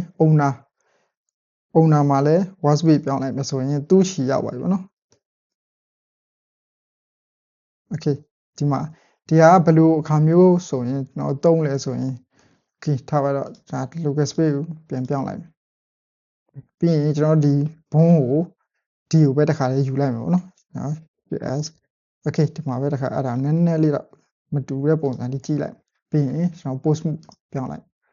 okay ပြီးရင်ကျွန်တော်တို့ခုနကတော့ copy transform လုပ်ထားတဲ့ဘုံကိုပဲရွေးလိုက်မယ်ပေါ့နော်ရွေးပြီးရင်ကျွန်တော်ဒီကနေworkspace ပေါ့နော် workspace ရွေးလိုက်မယ်ပြီးရင် target က workspace owner ကလည်း workspace ပေါ့နော် workspace ရေးလိုက်မယ်ဆိုရင်ဒီတိုင်းဖြစ်သွားပြီပေါ့နော် okay အဲဆိုရင်ဒီကနေကျွန်တော်တို့လှုပ်ချင်လှုပ်လို့မရဘူးပေါ့နော်ဒီကောင်ကနေပဲကျွန်တော်တို့လှုပ်လို့ရမယ်ဒီကောင်ကဘယ်လိုမျိုးဆိုရင်တုံးလဲဆိုရင်ကျွန်တော်ထားပါခုကျွန်တော်တို့ထားပါဒီမျက်လုံးတွေကိုချိတ်တယ်ပေါ့နော်ဒီမျက်လုံးတို့နှာခမ်းတို့ချိတ်တဲ့အချိန်ကျရင်ကျွန်တော်တို့ control ကသူ့အထက်မှာထားလို့အဆင်မပြေဘူးပေါ့နော်အဲ့တော့အပြင်ကိုထုတ်ပြီးအပြင်ကနေ control လုပ်ရှင်တဲ့အခါမျိုးကြာခုန local space အနေနဲ့ချိတ်ပြီးတော့အပြင်ကနေလုပ်တယ်ပေါ့နော်ဒီ workspace အနေနဲ့ကြာသူတခါတည်းသူနဲ့ကျွန်တော်တို့ copy transform လုပ်တဲ့ဘုံနဲ့သူ့ရဲ့ original ဘုံကအဲ့လိုမျိုးတခါတည်းတနေရာထဲမှာဒီလိုမျိုးရှိနေတာပေါ့နော်ရှိနေတာဆိုတော့ကျွန်တော်တို့က workspace ကိုတုံးကြတယ်ပေါ့နော်အဲ့တော့ဘယ်လိုမျိုးတုံးမလဲဆိုရင်ထားပါတော့ဒီဟာကို copy ဒီဟာကိုအနေနဲ့control အနေနဲ့ကျွန်တော် shape လေးတစ်ခုဆွဲလိုက်မှာပေါ့နော်ဒါရော post object မူပြောင်းလိုက်မယ်ပြီးရင်ဒီကနေက cycle လေးတစ်ခုပေါ့နော်ဒါတော့ဒီဟာလေး okay သူ name ကိုပေးလိုက်မှာပေါ့ control ဟုတ်ပါ control လို့ပဲပေးလိုက်မှာပေါ့နော် okay အဲ name လေး okay ပြီးရင်ကျွန်တော်ဒီဟာကိုပြန်သွားလိုက်မယ်ပြီးရင်ကျွန်တော် post မူပြောင်းမယ်ပြောင်းပြီးရင်ကျွန်တော်ဒီကောင်ကို control အနေနဲ့တစ်ခုလုပ်လိုက်မှာပေါ့နော် control အနေနဲ့ထားအဲ့တော့ကျွန်တော်ဒီဘုံထဲမှာပေါ့နော်ဘုံထဲကနေ viewport display မှာကျွန်တော် custom object မှာ shape ပုံစံလေးဘယ်လို shape ပုံစံထားမလဲပေါ့နော်အဲ့တော့ကျွန်တော်ဒီမှာနေခုနကျွန်တော် name ပေးခဲ့တဲ့ control ပေါ့နော်ဒီကောင်လေးထားလိုက်မယ်ဆိုရင်ကျွန်တော်တို့ဘုံပုံစံကဒီလိုမျိုး shape ပုံစံလေးအနေနဲ့ပြောင်းသွားပြီပေါ့နော် control အနေနဲ့ okay အဲ့ဒါကိုကျွန်တော်တို့ပြန်ပြီးတော့ဒါပါတော့ဒီမှာပြီးရင် site တွေပြန်ပြီးတော့ထားလို့ရမယ်ဒါဆိုရင် 0.5 okay 0.7 ပေါ့နော် 0.7 အနေနဲ့ထားလိုက်မယ် okay အဲ့ဒါဆိုရင်ကျွန်တော်တို့ကဒီဘုံကနေပဲဒီမှာဒီလိုမျိုးတွေလောက်လို့ရသွားပြီပေါ့နော်ကျွန်တော်ဒီမှာပြီးရင် move လုပ်ရှင်လား rotate လုပ်ရှင်လားပြီးရင် scale လုပ်ရှင်လား okay အဲ့ဆိုရင်ဒီလိုမျိုးအဆင်ပြေသွားပြီ okay ဒါဆိုဒီဟာကိုပြန်ပြီးတော့သွားပြီးတော့ constraint ထဲပြန်ဝင်ကြည့်လိုက်ကျွန်တော်ခုနဒီမှာ workspace ရွေးရတဲ့အကြောင်းအရာဒီလိုပေါ့နော်ကျွန်တော်တို့ target owner တွေအကယ်၍သာကျွန်တော်တို့မှာ local space okay local space ရွေးမယ်ဆိုလဲကျွန်တော်တို့ဘုံကခုနကလူဒီမှာထားမယ်ဆိုရင် okay အဲ့တော့ကျွန်တော်ဒီက edit mode ပြန်ပြောင်းလိုက်ပြန်ပြောင်းကျွန်တော်တို့ဘုံကိုဒီနားရွှေ့လိုက်မှာထားပါတော့ပြီးရင်ကျွန်တော် post mode သွားပြီးတော့ okay ဒီမှာ local space အနေနဲ့ဆိုရင်တော့သူကဒီတိုင်းပါเนาะကျွန်တော်ဒီမှာခုနလို owner workspace အနေနဲ့ပြန်ထားမယ်ဆိုရင်ကျွန်တော်တို့ရဲ့ဘုံကဒီရောက်နေတယ်ပေါ့နော် okay ကျွန်တော်ချိန်မှာသူနဲ့ပဲချိန်မှာပေါ့နော်ချိန်မှာဆိုတော့ကျွန်တော်တို့ချိန်မဲ့ကောင်ကဒီကိုရောက်နေတဲ့အတွက်ဒီဂျာကသူ့ရှိကိုလိုက်လာမှာပေါ့နော် okay အဲ့တော့အဲ့ဒါကိုကျွန်တော်တခါလေးမြင်သာအောင်ပေါ့နော်မြင်သာအောင်တခါလေးဒါချိန်လိုက်မယ်ပေါ့နော် okay အဲ့တော့ဒါကို object သူနဲ့ပေါ့နော်ဟိုဘုံအနေနဲ့ကျွန်တော်ချိန်လိုက်မယ် okay ပြီးရင် post move ပြန်ပြောင်းလိုက်မယ် okay အဲ့တော့ဒီမှာကျွန်တော်ချိန်ပွားပြီဆိုတော့ကျွန်တော်ဒီကနေ control လုပ်လို့ရပါပြီပေါ့နော် okay ဒီအခြေအနေကကျွန်တော်တို့ဒီမှာ local space အနေနဲ့ချိန်ထားတာပေါ့နော် okay အဲ့ဒါဆိုရင်ခုနကလိုကျွန်တော်တို့ workspace အနေနဲ့ပြန်ချိန်ကြည့်လိုက်မယ် okay အဲ့ဆိုရင်ကျွန်တော်တို့ခုနချိန်ထားတဲ့ကျွန်တော်တို့အရာဒီကိုရောက်သွားပြီဒီ body နဲ့ကလည်းဒီမှာတစ်ခုစီတခြားစီဖြစ်သွားတာပေါ့နော် okay အဲ့တော့ကျွန်တော်တို့ကအဝေးကနေကျွန်တော် control လုပ်ချင်ထိန်းချုပ်ချင်တယ်ဆိုရင်ကျွန်တော်တို့ဒီဟာကို local space အနေနဲ့ထားမှရမှာပေါ့နော်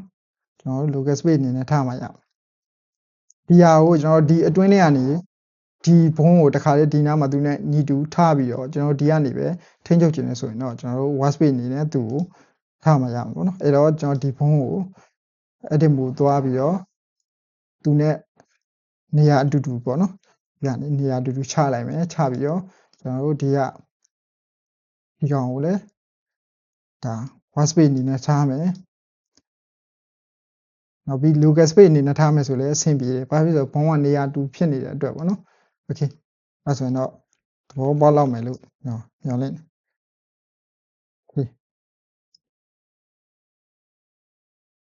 okay အဲ့ဒါအောင်မှကျွန်တော်ဒီမှာထပ်ပြီးတော့ရှိသေးတယ်ပေါ့နော်ထားပါတော့ကျွန်တော်ဒီမှာ hat and trace ဆိုတာရှိသေးတယ်ပေါ့နော်ကျွန်တော်တို့ဘုံကokay ဒီဟာကိုကျွန်တော်ဘုံအနေနဲ့ရှိတ်ကိုဖျောက်လိုက်မယ်ပေါ့နော်ဘုံအနေနဲ့ထားလိုက်မယ်ဆိုရင်ကျွန်တော်ဒီအောင်ကိုခုကကျွန်တော်တို့ဘယ်လိုကအမီးနဲ့ချိတ်တာပေါ့နော်ဒါဆိုရင်ကျွန်တော်တို့ဒီ control လုပ်မဲ့ကောင်ရဲ့ခေါင်းနဲ့ပေါ့နော်ဒီကောင်နဲ့ချိတ် okay ဒီကောင်နဲ့ချိတ်မယ်ဆိုရင်ကျွန်တော်တို့ဒီကနေပေးလိုက်တယ်ဆိုရင်ကျွန်တော်ဒီခေါင်းပိုင်းနဲ့ဒါသွားချိတ်နေတာပေါ့နော်သူ့ပါအဲ့တော့ကျွန်တော်တို့ဒီမှာအဲ့ဆိုရင်ဘယ်လိုမျိုးအနေထားမှာသူ့ထားလို့ရလဲဆိုရင်ထားပါတော့ဒီမှာပြန်ထားလိုက်မယ်ပြီးရင် edit mode ပြောင်းလိုက်မယ်ပြောင်းပြီးတော့သူ့ကိုကျွန်တော်ဒီမှာထားလိုက်မယ် okay ကျွန်တော် control လုပ်မဲ့ကောင်ပေါ့နော်ဒီကောင်ဒီမှာထားလိုက်မယ်ပြီးရင်ကျွန်တော်တို့ post mode ပြောင်းပြီးတော့ကျွန်တော်တို့ခုနကဒီကောင်ကိုဒီမှာဒီလိုမျိုးထားလိုက်မယ်ဆိုရင်အဲ့ဆိုရင်ဒီမှာ okay ဒီလိုမျိုးပေါ့နော်အဲ့လိုဆိုရင်တော့ဒါနည်းနည်းမြင်သာဝိုက်တို့တော့အောင်မိတယ် okay okay ဒါဆိုရင်တော့ဒါဒီကာရဲ့အလုပ်ပုံကိုဒါတိတာမြင်သာဝိုက်လို့ကျွန်တော်မြင်တယ်ပေါ့နော် okay ပြီးရင်နောက်ဒီမှာကျွန်တော်ရှေ့အောင်မဲ့ local width ပေးတယ်ပေါ့နော်ကျွန်တော် target ကို target အနေနဲ့ကျွန်တော်တို့local space အနေနဲ့ထားတာပေါ့နော် okay အဲ့တော့ဒီဟာကိုကျွန်တော်ပြန်ပြီးတော့လုပ်မယ်ဒီဟာကိုကျွန်တော် edit mode ပြန်ပြောင်းပြီးတော့ကျွန်တော်ဒီဟာကိုရွှေ့လိုက်မယ်ပေါ့နော်ရွှေ့ပြီးတော့ထားပါတော့ကျွန်တော်ဒီ local width ပေးတယ်ပေါ့နော်local width ပေးတဲ့အနေနဲ့ကျွန်တော်ပြန်ပြီးတော့နောက်တစ်မျိုးပေါ့နော်နောက်တစ်မျိုးလောက်ပြန်မယ်ပေါ့ okay အဲ့တော့ကိုကအဲ့တော့ကျွန်တော်ဒီဟာကို edit mode ပြောင်းပြီးတော့ကျွန်တော်ဒီကနေနောက် bond တစ်ခုဖတ်ယူလိုက်မယ် okay အဲ့ဆို bond 2ပေါ့နော် bond 2ပြောတယ်အဲ့တော့အဲ့ဒါကို post mode ပြောင်းလိုက်မယ်ဆိုရင်ကျွန်တော်တို့ကူရွှေ့ထားတဲ့ကောင်ပေါ့နော်ဒီကောင်နဲ့ကျွန်တော်လုပ်ကြည့်မယ်ဆိုမရဘူးပေါ့နော်ကျွန်တော်တို့ဒီကောင်နဲ့ချိတ်ထားတဲ့အတွက်ဒီကောင်နဲ့ကျွန်တော်တို့ transform လုပ်လို့ရတယ်ပေါ့နော်အဲ့တော့ဒီကောင်နဲ့ပါကျွန်တော်တို့လုပ်လို့ရတယ်ရကျင်နေဆိုရင်ကျွန်တော်ဒီကနေ target မှာ local width ပေးတယ် okay ဒီကောင်နဲ့လုပ်ကြည့်မယ်ဆိုရင်ဒီကောင်နဲ့ကမရဘူးဒါပေမဲ့ local width ပေးတဲ့အနေနဲ့လုပ်ထားတယ်ဒီကောင်နဲ့ကမရဘူးဒီကောင်နဲ့ရကျင်နေဆိုရင်ကျွန်တော်တို့ကဒီနှစ်ခုကိုကျွန်တော်တို့ပေးတဲ့လုပ်လိုက်မယ်ပေါ့နော်အဲ့တော့ edit mode သွားပြီးတော့သူနှစ်ခုကိုကျွန်တော် make key offset ဒီဟာပေးတဲ့လုပ်လိုက်တယ်ပေါ့နော်ပေးတဲ့လုပ်လိုက်တယ်ဆိုရင်ကျွန်တော်တို့ post mode ပြန်သွားပြီးတော့သူနဲ့ကျွန်တော်တို့ rotate လုပ်ကြည့်မယ်ဆိုရင်ဒါရပါတယ်ပေါ့နော်အဲ့ဒါဘာဖြစ်လို့လဲဆိုရင်ကျွန်တော်တို့ဒီမှာ target အနေနဲ့က local width ပေးတယ်ပေါ့နော်ပေးတဲ့လုပ်တဲ့အရာနဲ့ပါကျွန်တော်တို့ထိန်းချုပ်လို့ရတယ်ဆိုတော့သဘောပေါ့နော်အဲ့ဒီလိုမျိုးထားလိုက်တဲ့အတွက်ကျွန်တော်တို့ဒီမှာသူနဲ့ချိတ်ထားပြင်မဲ့သူနဲ့ကပေးတဲ့လောက်ထားတယ်ဆိုရင်သူနဲ့လည်းကျွန်တော်တို့ control လုပ်လို့ရတယ်ပေါ့နော်အဲ့ဒီသဘောပေါ့ဒါနဲ့လည်းရမယ်သူ့အနေနဲ့ဆိုလည်းဒါရမယ်ပေါ့နော်အဲ့ဒီလိုမျိုးဒါလောက်ထားတာပေါ့နော်ပြီးရင်ခုနကဆိုရင် head and tail ရဲ့သဘောတရားကိုလည်းနားလည်လိမ့်မယ်လို့အောင်းမိတယ်ပေါ့နော်ပြီးရင်နောက်ဒီဟာလေးတွေလည်းကိုအချင်းရသူတို့စမ်းကြည့်ပေါ့နော်ကိုကဒါကတော့အသုံးများဆုံးအရာပေါ့နော်ပြီးရင်နောက်ပြီးတော့ကျွန်တော်ဒီ influence ကတော့ကျွန်တော်ရှေ့မှာပြောခဲ့တဲ့ရှေ့ကဗီဒီယိုတွေအတိုင်းပဲပေါ့နော်ကျွန်တော်တို့ကြက်ထိန်းချုပ်ခြင်းတဲ့အရာဒီ 100% ထိန်းချုပ်ခြင်းလဲဆိုရင်တော့1ပေါ့နော်အဲ့ဒါကိုမှကျွန်တော်တို့ထားပါတော့ဒီမှာဆိုရင်ကျွန်တော်ထိန်းချုပ်မယ်ပေါ့နော်ဒီကောင်ဆိုရင်ကျွန်တော်တို့သူ့ရဲ့ 100% အတိုင်းသွားတယ်ပေါ့နော်အဲ့တော့သူ့ကိုကျွန်တော်တို့ 0.5 အနေနဲ့တစ်ဝက်လောက်ဖတ်ကြည့်မယ်ဆိုရင်ကျွန်တော်ဒီက transform လုပ်တဲ့အခါကျတော့သူ့ရဲ့ 50% လောက်ပဲဒါရတော့တယ်ပေါ့နော်ဒီမှာ okay ဒါဆိုရင်တော့ဒီ copy transform ရဲ့သဘောတရားကိုနားလည်သဘောပေါက်လောက်မယ်လို့ဒါကျွန်တော်တို့မျှော်လင့်တယ် okay အဲဆိုရင်နောက်ဗီဒီယိုတွေမှာကျွန်တော်တို့ limit distance ပေါ့နော် limit distance တို့အခြားသောအရာတွေကျွန်တော်ဆက်ပြီးတော့လုပ်ကြအောင် okay ဒါဆိုရင်ဒီဘိုင်းမှာတော့ကျွန်တော်တို့ limit distance လုပ်မှာပေါ့နော် limit distance bone constraint ထည့်ရမှာ okay အဲ့တော့ကျွန်တော်ဒီကနေ single bond တစ်ခုယူလိုက်မယ်ပေါ့နော်ပြီးရင်ကျွန်တော်တို့ဒီကောင်နဲ့တိုက်ချင်းတူအောင်ပေါ့နော် okay ဒီလိုက်ယူလိုက်မယ်ပြီးရင်အဲ့ဒါကိုမှကျွန်တော်တို့ဒီက inform ပေါ့နော် inform နဲ့ဖောက်ပြီးတော့ကြည့်လိုက်မယ်ဒါဖောက်ပြီးမြင်နေရအောင်ပေါ့နော်နောက်မှဆိုကျွန်တော်တို့ဘုံကအထက်မှာမြုပ်တာပေါ့ okay ပြီးရင်ကျွန်တော် limit distance လုပ်မယ်နောက်တစ်ခုနောက်ဘုံတစ်ခုပေါ့နော်copy ယူလိုက်မယ်ပေါ့နော်အဲ့တော့ကျွန်တော်တို့ edit move ပြောင်းလိုက်မယ်ပြီးရင်အဲ့ဒါကို shift D နဲ့ဝါလိုက်မယ် okay ပြီးရင်ကျွန်တော်တို့ဒီဘုံတွေကိုနာမည်ပေးလိုက်လေရတယ်ပေါ့နော်အဲ့တော့ကျွန်တော်တို့ဒီတိုင်းပဲထားလိုက်မယ်ဘာလို့လဲဘုံကနှစ်ခုတည်းဆိုတော့ဒါအရင်ရှုပ်မနေဘူးပေါ့နော်အဲ့တော့ဒီကနေကျွန်တော်ဒီဘေးကနေကျွန်တော် name ဖော်လိုက်မှာပေါ့နော်ဒါဆိုရင်ကျွန်တော်တို့ဘုံရဲ့နောက် copy ပွားလိုက်တဲ့ဘုံဝမ်းရယ်ပေါ့နော်ရှိရယ် okay အဲ့တော့ဒီဟာကို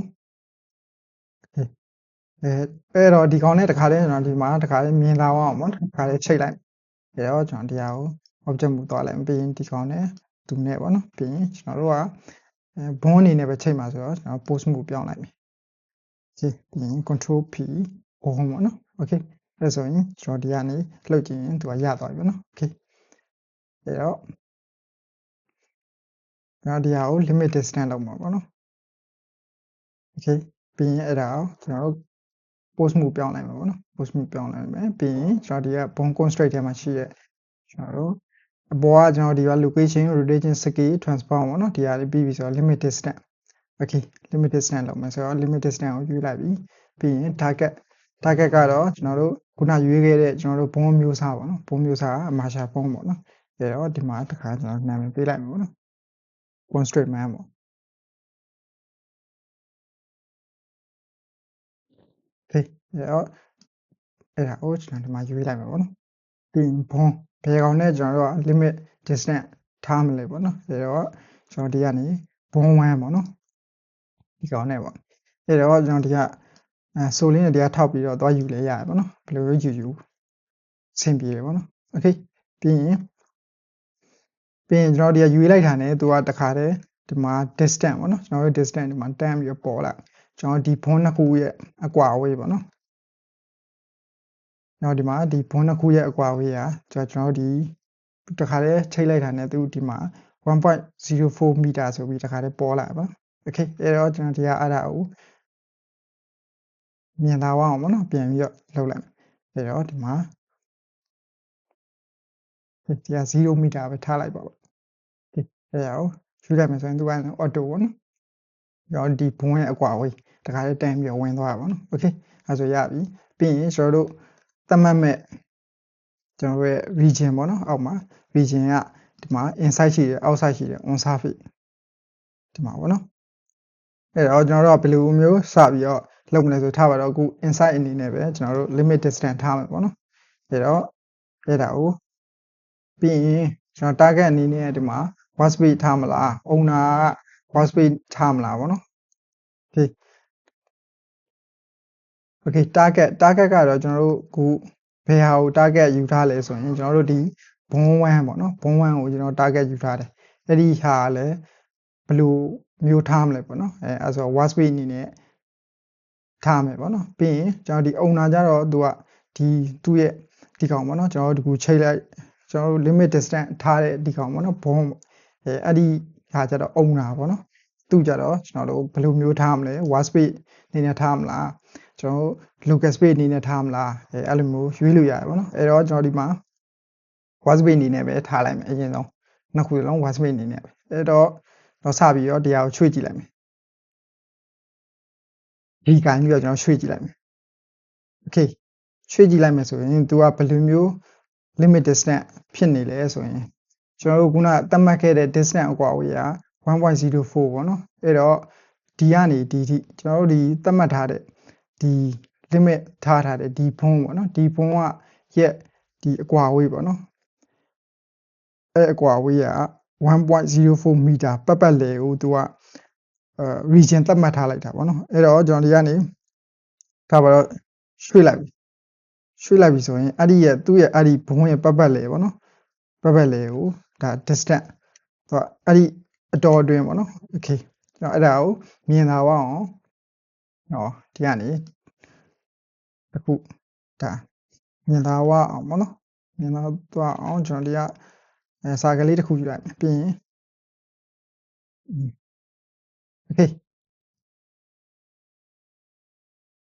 okay အဲ့ဒါဆိုရင်တော့ရပြီပေါ့နော်ရပြီဆိုတော့ကျွန်တော်ဒီမှာကျွန်တော်တို့ဒီဘုံကိုရွှေ့ကြည့်လိုက်မယ်ရွှေ့ကြည့်လိုက်မယ်ဆိုရင်ဒီမှာ okay sorry okay ဒီ B ကနေကြည့်လိုက်ကျွန်တော်ခုနကတော့ဒီမှာစာကလေးဒီအဝိုင်းပတ်လေပေါ့နော်ဒါဆိုရင်ဒါ1.04 မီတာပတ်လေပေါ့နော်ဒီဘုံကိုဗဟိုပြုတ်ပြီးတော့ကျွန်တော်တို့ဒီ limit distance ယူထားတဲ့ဒီဘုံပေါ့နော်ဒီဘုံ1ကိုဗဟိုပြုတ်ပြီးတော့အဲ့ဒီရဲ့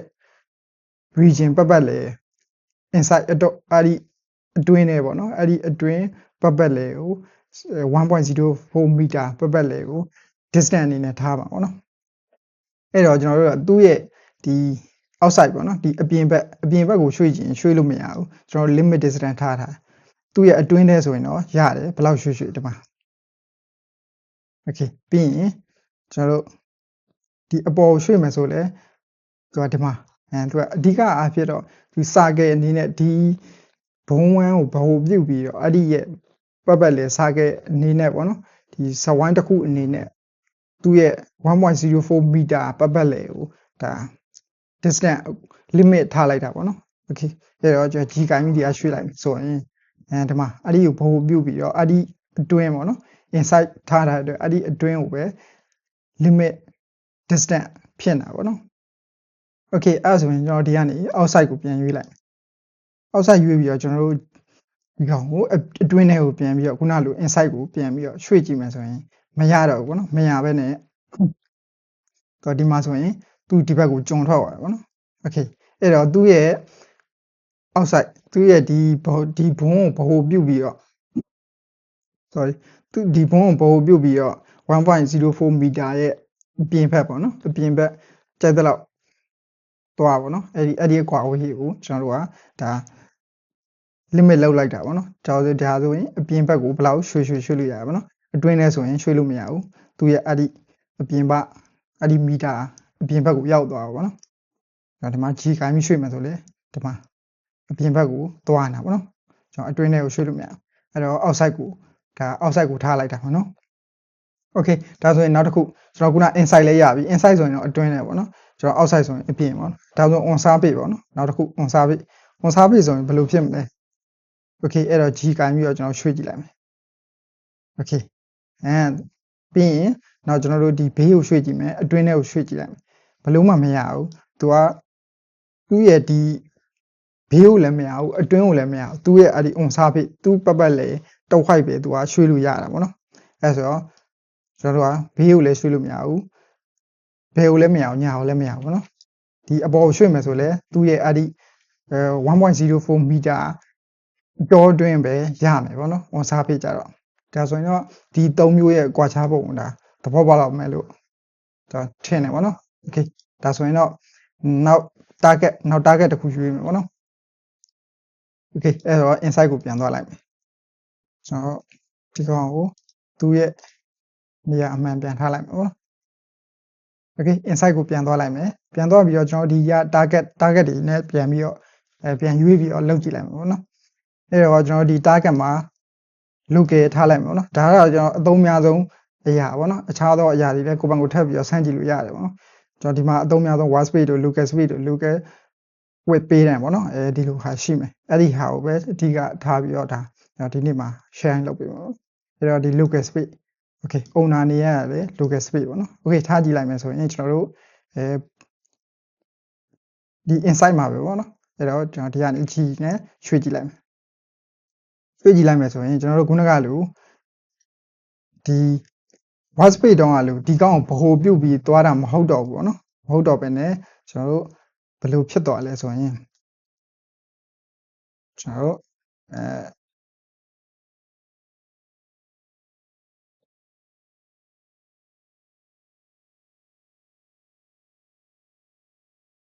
okay အဲ့တော့ဒီဟာကိုဒီစဝိုင်းကိုဒီကိုရွှေ့လိုက်အဲ့တော့ကျွန်တော်တို့ဒီကောင်ကို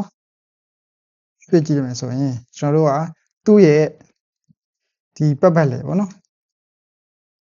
သူ့ရဲ့ဒီကောင်ကိုဗဟိုပြုတ်ပြီးတော့သူ့ရဲ့ဒီပတ်ပတ်လေကိုပဲဒါဒီလိုပေါ့နော်ဒီလိုမျိုးဖြစ်သွားကျွန်တော် local space ကြတော့ okay ဒီမှာဖြစ်မယ်ဆိုလေဒီကောင်ကိုအဓိကအဖြစ်ဒီကောင်ကိုဗဟိုပြုတ်ပြီးတော့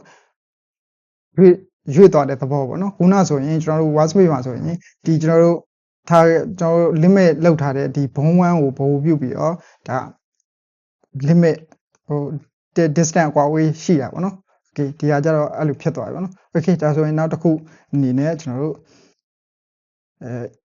inside ပြီးတော့ outside ပေါ့နော် outside ကိုလှုပ်ကြည့်လိုက်မယ်ဆိုရင်ကျွန်တော်ခုနလိုပဲဒီဟာတော့လိုပဲသူ့ရဲ့ခုနကလိုဒီအတော်အတွင်းကိုမဟုတ်ဘဲနဲ့အဲ့ဒီအတော်အတွင်းရဲ့အပြင်ဘက်ပေါ့နော် sorry အဲ့ဒီရဲ့အပြင်ဘက်ကိုပဲဒီမှာသူကဘယ်လောက်ရွှေအဲ့ဒီအပြင်ရပဲသွားနေတာပေါ့နော်အပြင်ရပဲ okay ဒီလိုပေါ့နော် okay အဲ့ဆိုရင်တော့သဘောပေါက်လောက်ပြီလို့အောင်မိတယ်ဒါဆိုရင်ကျွန်တော်တို့ on surface ကိုတစ်ချက်ထပ်လုပ်ကြည့်လိုက် on surface ဆိုရင်ဘလို့မှမရဘူးသူခုနကအတိုင်းပဲခုနကကျွန်တော်တို့ဒီဟာနဲ့ word space တော့အတိုင်းပဲပေါ့နော်ကျွန်တော်ဒီ local space ကြတော့လေဒီတိုင်းပဲအဲ့ဒါအောင်မှသူ့ရဲ့ဗဟိုပြုပုံပဲဒါကွာအခြားသွားတဲ့သဘောပေါ့နော် okay ဒါဆိုရင်အခြားသောအရာတွေကကျွန်တော်နောက်ကြုံလို့ထပ်ပြီးတော့ကျွန်တော်ဂျူတူတွေမှာထည့်ပြီးတော့လုပ်ပေးပါမယ်ဒီဟာဖြစ်နိုင်တဲ့ကိုယ့်ဘက်ကိုနောက်ထပ်အရာတွေထပ်ပြီးတော့စမ်းကြည့်လို့လည်းရပါတယ် okay ဒါဆိုရင်ကျွန်တော်အခုပြောပြတဲ့အရာတွေကိုအားလုံးလည်းနားလည်သဘောပေါက်လောက်မယ်လို့မျှော်လင့်နေ okay ဒါဆိုရင်နောက်ထပ်ကျွန်တော်တို့ဒီ bone constraint တွေကရှိတဲ့အခြားသောဒီ limit distance ပြီးတော့ limit location တို့ limit rotation တို့ထပ်ပြီးတော့ကျွန်တော်ထပ်ပြီးတော့လုပ်မယ်ပေါ့နော်ပြီးရင်အခြားသောအရာတွေဒီ bone တွေနဲ့ပတ်သက်တဲ့အရာတွေထပ်ပြီးတော့ကျွန်တော်နောက်ထပ်တင်ပြပါမယ် okay ဒါဆိုဒီနေ့မှာတော့ကျွန်တော်တို့ bone constraint ပေါ့နော် bone constraint တွေကကျွန်တော်တို့ limit location ပေါ့နော် limit location လုပ်မယ်အရင်ကရှေ့မှာ location ကျွန်တော်တို့ဘာရှိမလဲ copy location copy rotation copy scale နောက် copy transform ပြီး limit distance ပြီးပြီပေါ့နော်ခုက limit location လုပ်မယ်အဲ့တော့ကျွန်တော်ဒီဘုံကိုလုံးမဲ့ဘုံပေါ့နော်ဘုံကိုရွေးလိုက်ရွေးပြီးကျွန်တော်ဒီက post move မှာပေါ့နော်ကျွန်တော် post move မှာပြီးရင်ကျွန်တော်ဒီကနေကိုလှုပ်ချင်တဲ့ limit location လှုပ်ချင်တဲ့ဘုံပေါ့နော်အဲ့ဒါကိုရွေးလိုက်ပေါ့နော်ကျွန်တော်တို့ဒီမှာဘုံပေါ့နော်ပြီးရင်ကျွန်တော်ဘုံဝမ်းလည်းရှိအဲ့တော့ဒီမှာကိုကြိုက်တဲ့နာမည်တွေလည်းပေးလို့ရတယ်ပေါ့နော်ကျွန်တော်ဒီမှာဒီဘုံမှာဆိုရင်ကျွန်တော် F2 နှိပ်ပြီးတော့ဒီကပေးလိုက်လို့လည်းရတယ်လို့ကျွန်တော်ဒီကနေသွားပြီးတော့ဒီမှာကျွန်တော်ကိုကြိုက်တဲ့ဒီမှာဘုံနာမည်တွေလည်းဒါပေးလို့ရတယ်ပေါ့နော်ပြီးရင်နောက်ပြီးကိုပေးထားတဲ့ဘုံတွေကိုဒါခုဆိုရင်ကျွန်တော်ဒါ name ဖော်ထားပါတော့အဲ့လိုမဟုတ်ဘဲနဲ့ဖျောက်ထားခြင်းလည်းဆိုလည်းရတယ်ပေါ့နော်နောက်ဒီကနေနောက်ဒီမှာရှိတဲ့ viewport display ပေါ့နော်ဒီထဲမှာ name တွေဖော်လို့ရတယ်နောက်ဒီမှာ shape တွေပေါ့နော်အကုန်လုံးလုပ်လို့ရတယ်ပြီးရင်ကျွန်တော်ဒီမှာဆို exit ပါစဖော်ထားတယ်ပေါ့နော် exit လည်းဖျောက်လို့ရတယ် okay ထားပါတော့ဒါဖျောက်ထားလိုက်မယ်မျိုးလုံးနဲ့တော့ရှုပ်ပြီးရင်နောက်ပြီးတော့ကျွန်တော်တို့ဒီကောင်နဲ့ပေါ့နော်ထားပါတော့ကျွန်တော်ဒီနာမည်ပေးထားတဲ့ constraint man ပေါ့နော်ဒီကောင်နဲ့ဆွဲထားတဲ့အဲ့ဒီကောင်နဲ့ချိန်မှာဖြစ်တဲ့အတွက်သူနဲ့ချိန်ဖို့အတွက်ကျွန်တော်ဘုံကိုသူ့ထဲမှာမြုပ်ထားပါတော့မြုပ်ထားတော့အဲ့ဒါကိုတကယ်ဆိုရင်ဒီ inform မလုပ်ရှင်ဒီထဲမှာမြုပ်နေတာပေါ့နော်မမြင်ရဘူးအဲ့တော့ inform အနေနဲ့ဒါကြည့်လို့ရတယ် okay ဒါကတော့မသိသေးတဲ့သူတွေအတွက်ပေါ့နော် okay ဒါဆိုရင်ကျွန်တော်ကူးလုံးမဲ့ limit location ပေါ့နော် limit location လုပ်သူနှိပ်လိုက်တာနဲ့ဘုံအရောင်အစားပြောင်းသွားပြီပေါ့ပြီးရင်ကျွန်တော်တို့ကူးလုံးမဲ့location ပေါ့နော်ဒီမှာဆိုရင် h y z 3ခုရှိတယ်အဲ့တော့ကျွန်တော်တို့ဆက်စားဦးကျွန်တော်တို့လုံးမှာh ပေါ့နော်ဒီ h ကိုအရင်ဆုံးစပြီးလုပ်လိုက်အဲ့တော့အရင်ဆုံးလုံးမှာဖြစ်တဲ့အတွက်ဒီ owner ကိုကျွန်တော်အရင်ဆုံးဒီ word space မဟုတ်ဘဲနဲ့ local space အနေနဲ့စပြီးလုပ်လိုက်မှာပေါ့နော်ကျွန်တော် local space လုပ်မယ်ဆိုရင်ကျွန်တော်တို့ဒီက direction ကလည်း local ဖြစ်ရမှာပေါ့နော် sorry local ဖြစ်ရမှာကျွန်တော်ရှေ့ရ video တွေမှာလည်းဒါပြောထားပါတော့အကယ်၍ဒါကျွန်တော်ဒီက word space ဆိုရင်ကျွန်တော်ဒီမှာ global ပေါ့နော် direction ကအဲ့လိုဖြစ်ရကျွန်တော်ဒီက local space ရွေးထားဆိုရင်ကျွန်တော်တို့ရဲ့ direction ကဒီလိုဖြစ်ရမှာပေါ့နော်သူကဘယ်လိုမျိုးကွာလဲဆိုရင်ကျွန်တော်အကယ်ထားပါတော့ဒီမှာ local အနေနဲ့ရွေးထားတဲ့ direction က y ရဲ့ direction အပေါ်မှာပေါ့နော်အဲ့ဒါကိုကျွန်တော်ဒီက global ကိုကြည့်လိုက်မယ်ဆိုရင် y ရဲ့ direction ကဒီဘက်ကိုရောက်သွားပြီပေါ့နော်အဲ့တော့ အဲ့ဒါလေးအရင်အရေးကြီးရပေါ့နော်အဲ့တော့ကျွန်တော်ဒီမှာ local နဲ့ local အနေနဲ့ပဲရွေးလိုက်မယ်ဘာလို့လဲဆိုတော့ owner မှာကျွန်တော် local space ရွေးထားဖြစ်တဲ့အတွက် okay အဲ့ဆိုရင်ကျွန်တော်တို့အခုက h ကိုစပြီးတော့ limit သတ်မှတ်မယ်ပေါ့နော် okay အဲ့တော့ကျွန်တော်တို့ထားပါတော့ဒီခေါင်းကိုကျွန်တော်တို့ရွှေ့မှာဒီလောက်ပေါ့ okay ဒီလောက်ပဲရွှေ့မယ်ပဲထားအဲ့ဆိုရင်ကျွန်တော်တို့ဒါကိုကြည့်လိုက်မယ်ဆိုရင်ကျွန်တော်တို့ရွေ့သွားတာဘယ်လောက်ရှိလဲဆို 0.7 ပေါ့နော်73ဆိုထားပါအောင် 0.7 အနေနဲ့ဒီဘက်ကိုကျွန်တော်တို့ရွှေ့လိုက်တယ် okay နောက်တစ်ဖက်အနေနဲ့ကျွန်တော်ဒီဘက်ကိုရွှေ့လိုက်မယ်ဆိုရင်ထားပါတော့ဒီဘက်လည်း -0.7 ပေါ့နော်အဲ့လောက်ပဲကျွန်တော်ရွှေ့ခြင်းတဲ့အခါခုကကျွန်တော်ရွှေ့လိုက်မယ်ဆိုရင်ဒါအကုန်လုံးဒါရွေ့မှာနော်ရွေ့မှာပေါ့နော်ကြိုက်တဲ့လောက်ရွှေ့ကျွန်တော်တို့ရဲ့အခုဆွဲထားတဲ့ဒီခေါင်းကကြိုက်တဲ့နေရာရွေ့နေမှာပေါ့နော်အဲ့တော့အဲ့ဒါကိုကျွန်တော်တို့အခု limit ထားမယ်ပေါ့နော် okay အဲ့တော့အဲ့ဒါကိုမြင်သာအောင်ကျွန်တော်ဒီကောင်ကိုဒီခါလေးချိတ်လိုက်မယ်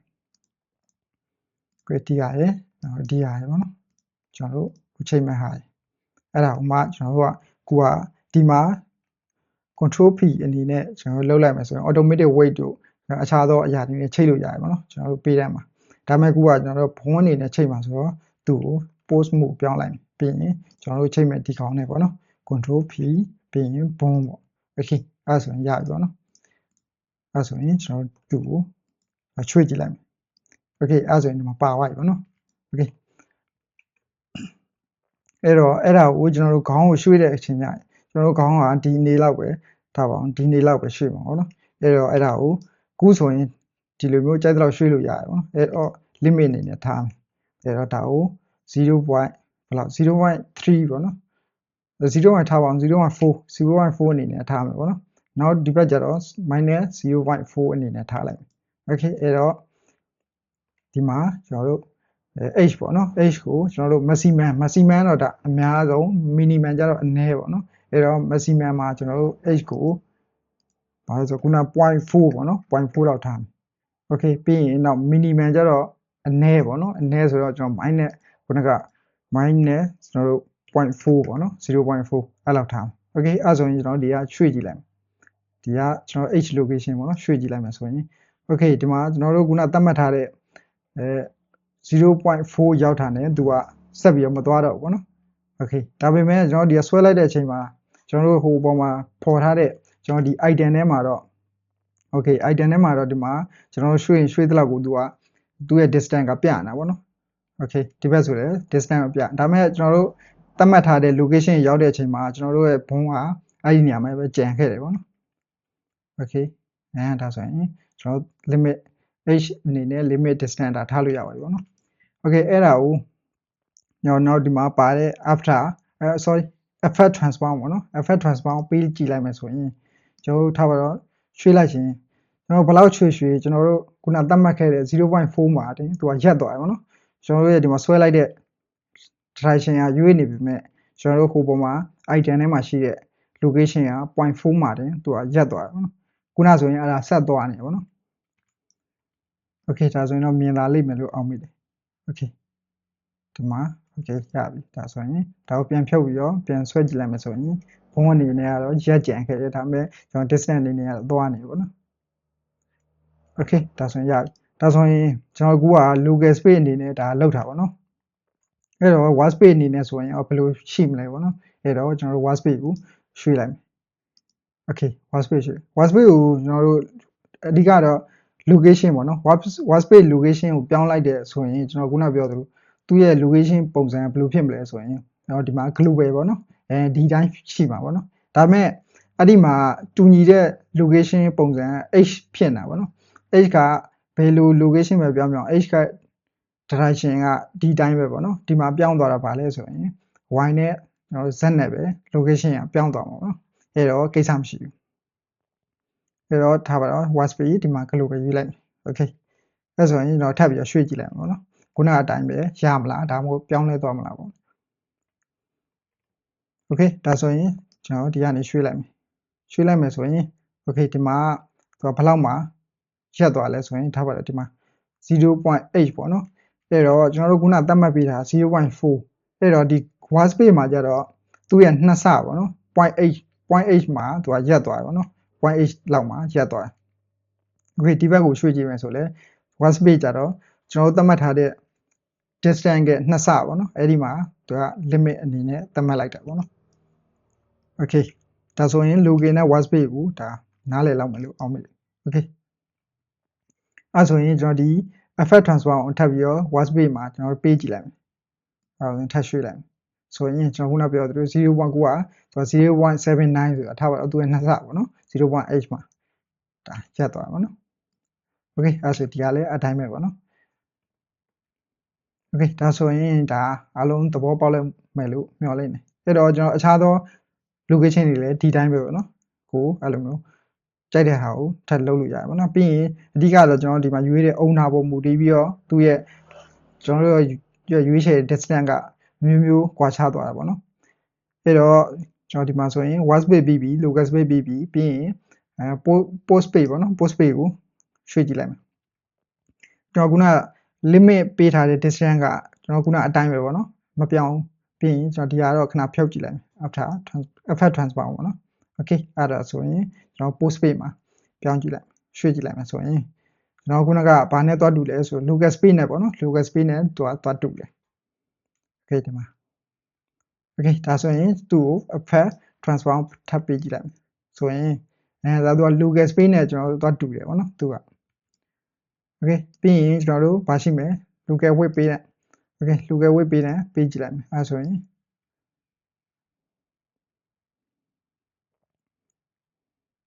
okay အဲဆိုသူလည်း local space နဲ့တူတယ်ပေါ့နော်ပြီးရင်ကျွန်တော်တို့ effect transform ထပ်ပေးကြည့်လိုက်မ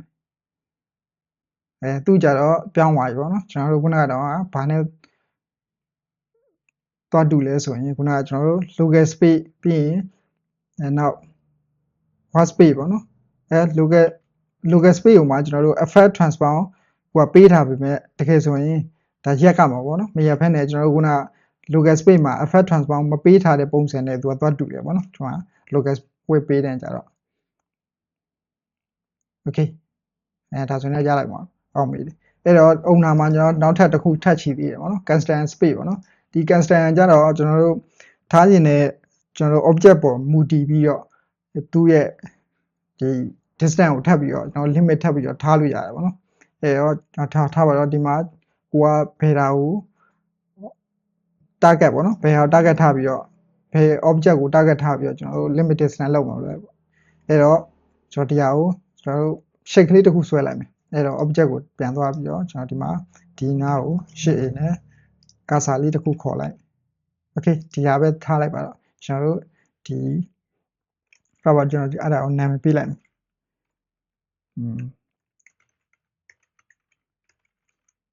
cycle ပဲပေးလိုက်မှာပေါ့နော် okay cycle man ပေါ့ cycle man လို့ပဲပေးလိုက်မယ် okay ပြီးရင်ကျွန်တော်တို့ဒီဘုံရဲ့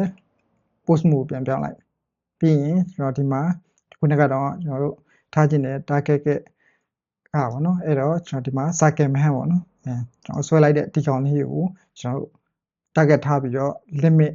ထားလုပ်မယ်ပေါ့နော် okay အဲ့တော့ကျွန်တော်ဒီကနေရွှေ့ကြည့်လိုက်မယ် okay ရွှေ့ကြည့်လိုက်မယ်ဆိုရင်သူကကျွန်တော်တို့ရဲ့အခုလောက်ထားတဲ့ကျွန်တော်တို့အခု target ထားတဲ့ကျွန်တော် object ပေါ့နော်ဒီ cycle man ဆိုတဲ့ကျွန်တော်ကိုယ်နဲ့ဆိုတဲ့ shape ကလေးပေါ်မူတည်ပြီးတော့သူက distance လောက်လိုက်တာပေါ့နော် okay အဲ့ဆိုရင်တော့ဒါအလုံးလဲသိတာမြင်တာပြီးတော့ကိုယ့်ရဲ့ဒီလောက်ချင်တဲ့ဒီ object ပေါ့နော် character ပေါ်မူတည်ပြီးတော့ဘယ်လိုလုပ်ရမလဲဆိုတာဒါသဘောပေါက်လာမယ်လို့မျှော်လင့်တယ်အဲ့တော့ဒါကျွန်တော် local space ကိုပြန်ပြောင်းလိုက်မယ် okay local space ဒါဆိုရင်ကျွန်တော်အခုက h location ပေါ့နော်အဲ့တော့ကျွန်တော်ဒီမှာနောက်ဘာရွှေ့မလဲဆိုရင်z ပေါ့နော် z location ကိုထပ်ပြီးတော့လှုပ်ကြည့်လိုက်မယ် okay အဲ့တော့အရင်ဆုံးကျွန်တော်ဒီယာရဲ့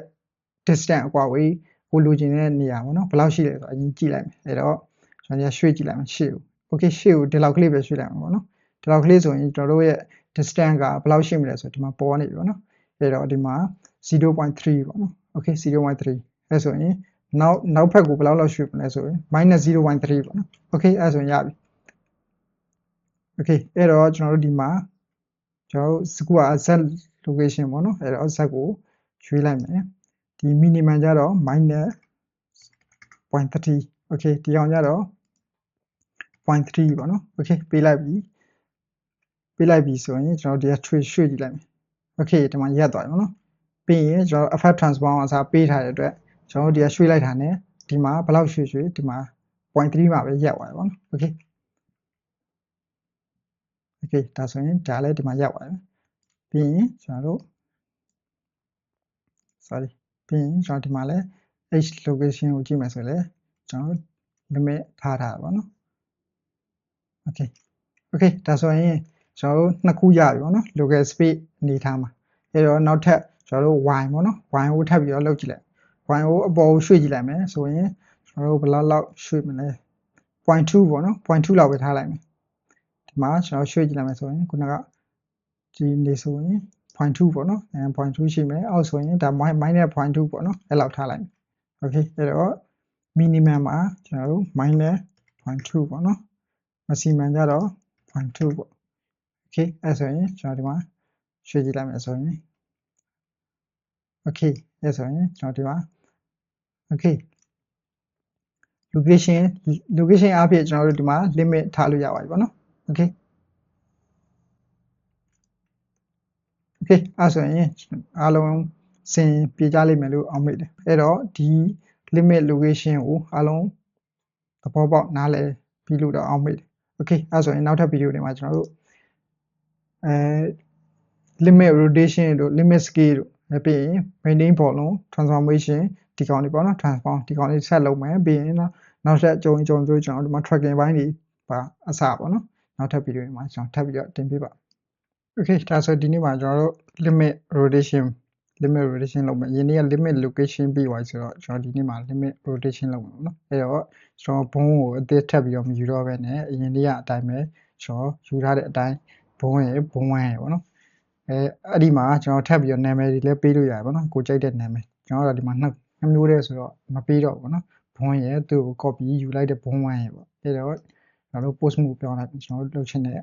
ဘုံကိုယူလိုက်မယ်ပေါ့နော်ပြီးရင်ကျွန်တော်တို့ဒီဘုံ constraint ထဲမှာ limit rotation မှာ limit rotation ရွေးလိုက်တာ ਨੇ သူကဘုံရဲ့အရာအစတစ်ခါတည်းပြောင်းသွားတော့ okay ဒါဆိုရင်ကျွန်တော်တို့စပြီးတော့ limit လုပ်မှာပေါ့နော်အဲ့တော့ကျွန်တော်ဒီပုံစံအတိုင်းဆိုရင်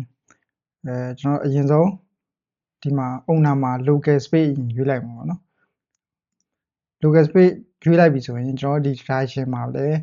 local ဖြစ်ရမှာပေါ့နော်အဲ့ဒါမှာကျွန်တော် direction ကမှန်မှာပေါ့နော်တကယ်၍ဒီမှာ global ဆိုရင်ကျွန်တော်တို့ရဲ့ဒီမှာ y direction ကသူ့ရဲ့ global အတိုင်းပဲ y direction အတိုင်းဖြစ်သွားတယ်ပေါ့နော်ပြီးရင် z က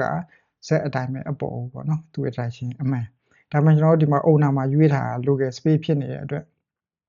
ဒီ direction နှစ်ခုကမှန်မှန်ပေါ့နော်အဲ့တော့ကျွန်တော်ရှေ့က video ဒီမှာလည်းပြောထားတယ်ပေါ့နော်အဲ့တော့ကျွန်တော်ဒီမှာရွေးထားတဲ့ owner ရဲ့ဒီက war space ဒါမှမဟုတ် local space ပေါ့နော် war space ဆိုရင်တော့ကျွန်တော်ဒီက global ပေါ့နော်ကျွန်တော်အကြိကျွန်တော်တို့က local space ရွေးထားမှာဆိုရင်တော့ကျွန်တော်ဒီမှာလည်း local ဖြစ်ရမှာပေါ့နော်အဲ့ဒါမှ direction ကမှန်နေမှာပေါ့နော်အဲ့တော့ကျွန်တော်တို့ဒီမှာ local space ရွေးထားပြီးတော့ကျွန်တော်တို့ရဲ့ဒီ direction ကို limit direction ကိုထားပါတော့ဒီ y ကို limit လုပ်လိုက်တယ်ဆိုရင်ကျွန်တော်ဒီမှာ global ရွေးထားမယ်ဆိုကျွန်တော်တို့ရဲ့ y direction ကဒီဘက်ကိုရောက်တကယ်ဆိုရင်ဒီမှာ local space က direction ကသူကအပေါ်မှာရှိရမှာပေါ့နော် y direction ကအဲ့ဒါကြောင့်ကျွန်တော်ဒီကနှစ်ခုအတူညီနေဖို့လိုတယ်ပေါ့နော် okay ဒါဆိုရင်ကျွန်တော်အရင်ဆုံးစပြီးတော့ z ပေါ့နော်ကျွန်တော် z ကဒီ rotate ပေါ့နော် rotate ကိုကျွန်တော် limit လုပ်မယ်အဲ့တော့ဒါကိုကျွန်တော်ဒီကနေပြောင်းလိုက်ပေါ့နော်အဲ့တော့ကျွန်တော်ဒီဟာပေါ့နော်ဟိုဘက်ခေါင်းဒီလိုစောင်းတဲ့ပုံစံလေးပေါ့အဲ့ဒါကို limit ထားမယ်အဲ့တော့ကျွန်တော်ဒီအောင်လှည့်ကြည့်မယ်ဆိုရင်တစ်ဖက်ပြည့်အောင်ဒါလှည့်လို့ရတယ်ပေါ့နော်အဲ့တော့ကျွန်တော်ခေါင်းစောင်းမှာဒီ45 degree လောက်ပဲကျွန်တော်တို့စောင်းမှာဆိုတော့အဲ့ဒါကိုဝဲဒီပဲ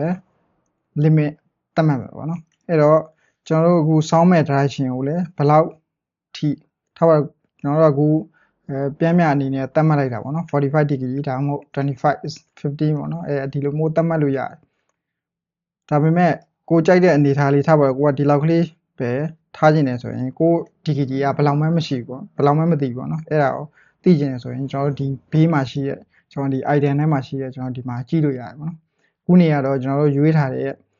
direction ပုံစံက WH1 set ပေါ့နော်ဒီຢာကြီးဖြစ်နေအဲ့တော့ကျွန်တော်ဒီကရွှေ့လိုက်တာနဲ့သူ့မှာပြောင်းတဲ့ပုံစံကကျွန်တော် diggity အနေနဲ့မဟုတ်ဘူးပေါ့နော်အဲဒီလိုမျိုးပြနေတာပေါ့နော်အဲ့တော့အဲ့ဒါကိုကျွန်တော် H1 set ကိုပြောင်းပြီးတော့ရွှေ့ကြည့်လိုက်မယ်ဆိုရင်ဒီ set ကဒီ rotation ကအမှာကျွန်တော်ထားပါတော့ကိုကဒီလောက်ထားခြင်းလဲဆိုရင်သူ့မှာဒီမှာလာပြနေပြီပေါ့နော် -32.7 ပေါ့နော်ဒီလိုမျိုးလာပြနေ okay ကျွန်တော်တို့ကဒီဘက်ကိုလည်းဟိုကထားပါတော့ဒီလောက်ပဲစောင်းကျင်နေဆိုရင်သူ့ရဲ့ degree က50ဖြစ်နေတာပေါ့နော်အဲဆိုရင်ကိုကြိုက်တဲ့ဟာကို limit မှာတွားပြီးထားလို့ရပါပြီပေါ့နော် okay အဲဆိုရင်ဒါ0အနေနဲ့ပြန်ထားလိုက်အဲ့တော့ကျွန်တော်တို့ကအခုကဒီဘက်ကို -45 ဒီဘက်ကို45ပေါ့နော်လုထားခြင်းလားဆိုတော့ okay အဲ့တော့ဒါကသူ့တိုင်းပြန်ထားလိုက်အဲ့တော့ကျွန်တော်ဒီမှာ set ပေါ့နော် set ကိုတတ်မှတ်မယ်အဲ့တော့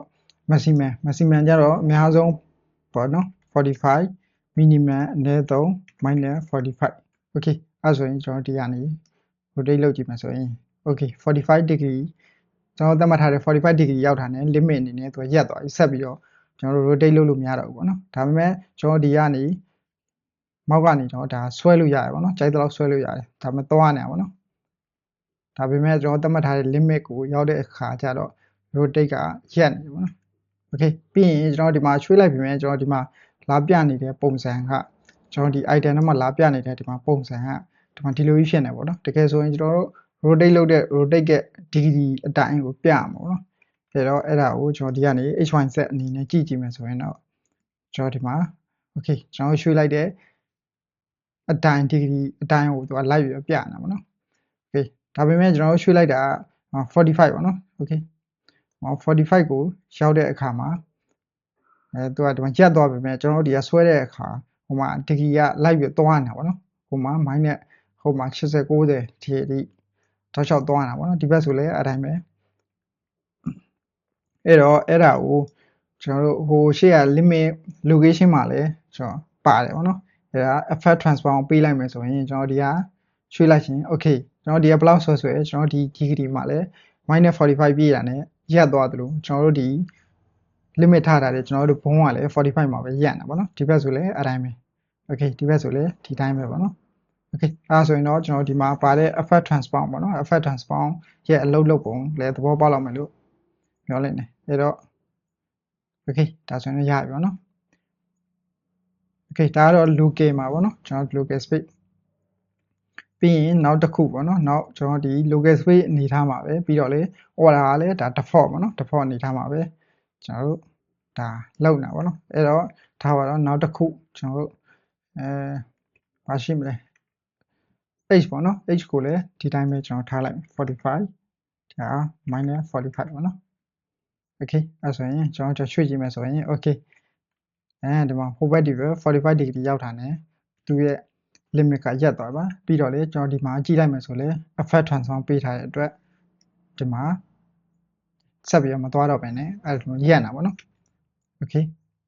ကျွန်တော်ပြီးရင် y ပေါ့နော် y လည်းဒီလိုပဲကျွန်တော်သတ်မှတ်လိုက်မယ်45ပြီးရင် -45ပေါ့နော် okay ဒါဆိုရင်လှည့်ကြည့်လိုက်မယ်ဆိုရင် okay ဒီတိုင်းပေါ့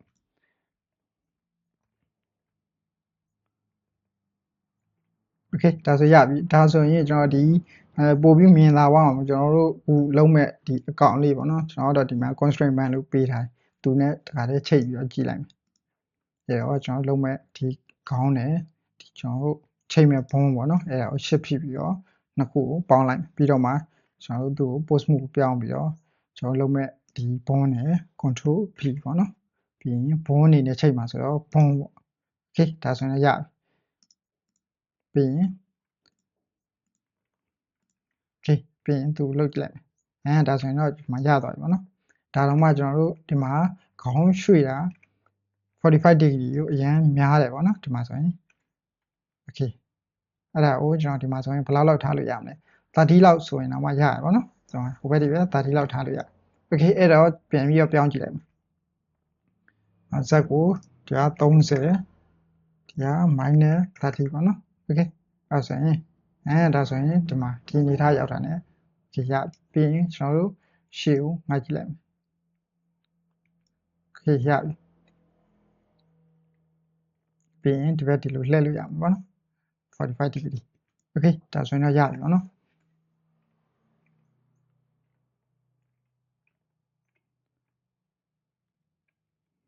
okay အဲ့တော့ကျွန်တော်ဒီ order မှာလဲကျွန်တော်တို့ဒါ default ပေါ့နော် default အနေနဲ့ကျွန်တော် h1z ထားလို့ရမယ် okay အဲ့ဒါကိုကျွန်တော်ဒီကထားပါတော့ okay h1z ကျွန်တော်ဒီက h1z ထားကျွန်တော်ဒီမှာတော့ order မှာ h1z ruler ထားတယ်ပေါ့နော်ကျွန်တော်ဒီမှာဒီဟာထားတယ်ဆိုလဲကျွန်တော်ဒီရွှေ့လိုက်မယ်ဆိုရင်ကျွန်တော်တို့ degree ပုံစံကခုနလိုဒီကကျွန်တော်တို့ default ပဲထားတာ h1z ruler ပဲထားတာဒီ yhz ပဲထားတာဘယ်လိုပဲထားတာပေါ့နော်ကျွန်တော်ဒီမှာက wh1z အနေနဲ့ထားထားမယ်ဆိုရင်ကျွန်တော် degree ကဘယ်လိုပြနေလဲဆိုဒီမှာဒီလိုမျိုးပေါ့နော်ဒီလိုမျိုးပြနေကျွန်တော် degree အနေနဲ့ပြတာမဟုတ်ဘဲနဲ့ကျွန်တော်ဒီလိုမျိုးပြနေတာပေါ့နော်ဒီမှာဆိုလဲကျွန်တော်ဒီတိုင်းပဲကြည့်လိုက်မယ်ဆိုရင် okay okay အဲ့တော့ကျွန်တော်တို့ဒီတိုင်းပဲ h1z ruler အနေနဲ့ပေါ့နော် okay ဒါ animation လုပ်တဲ့အချိန်ကြီးကြတော့ကိုကdegree ကို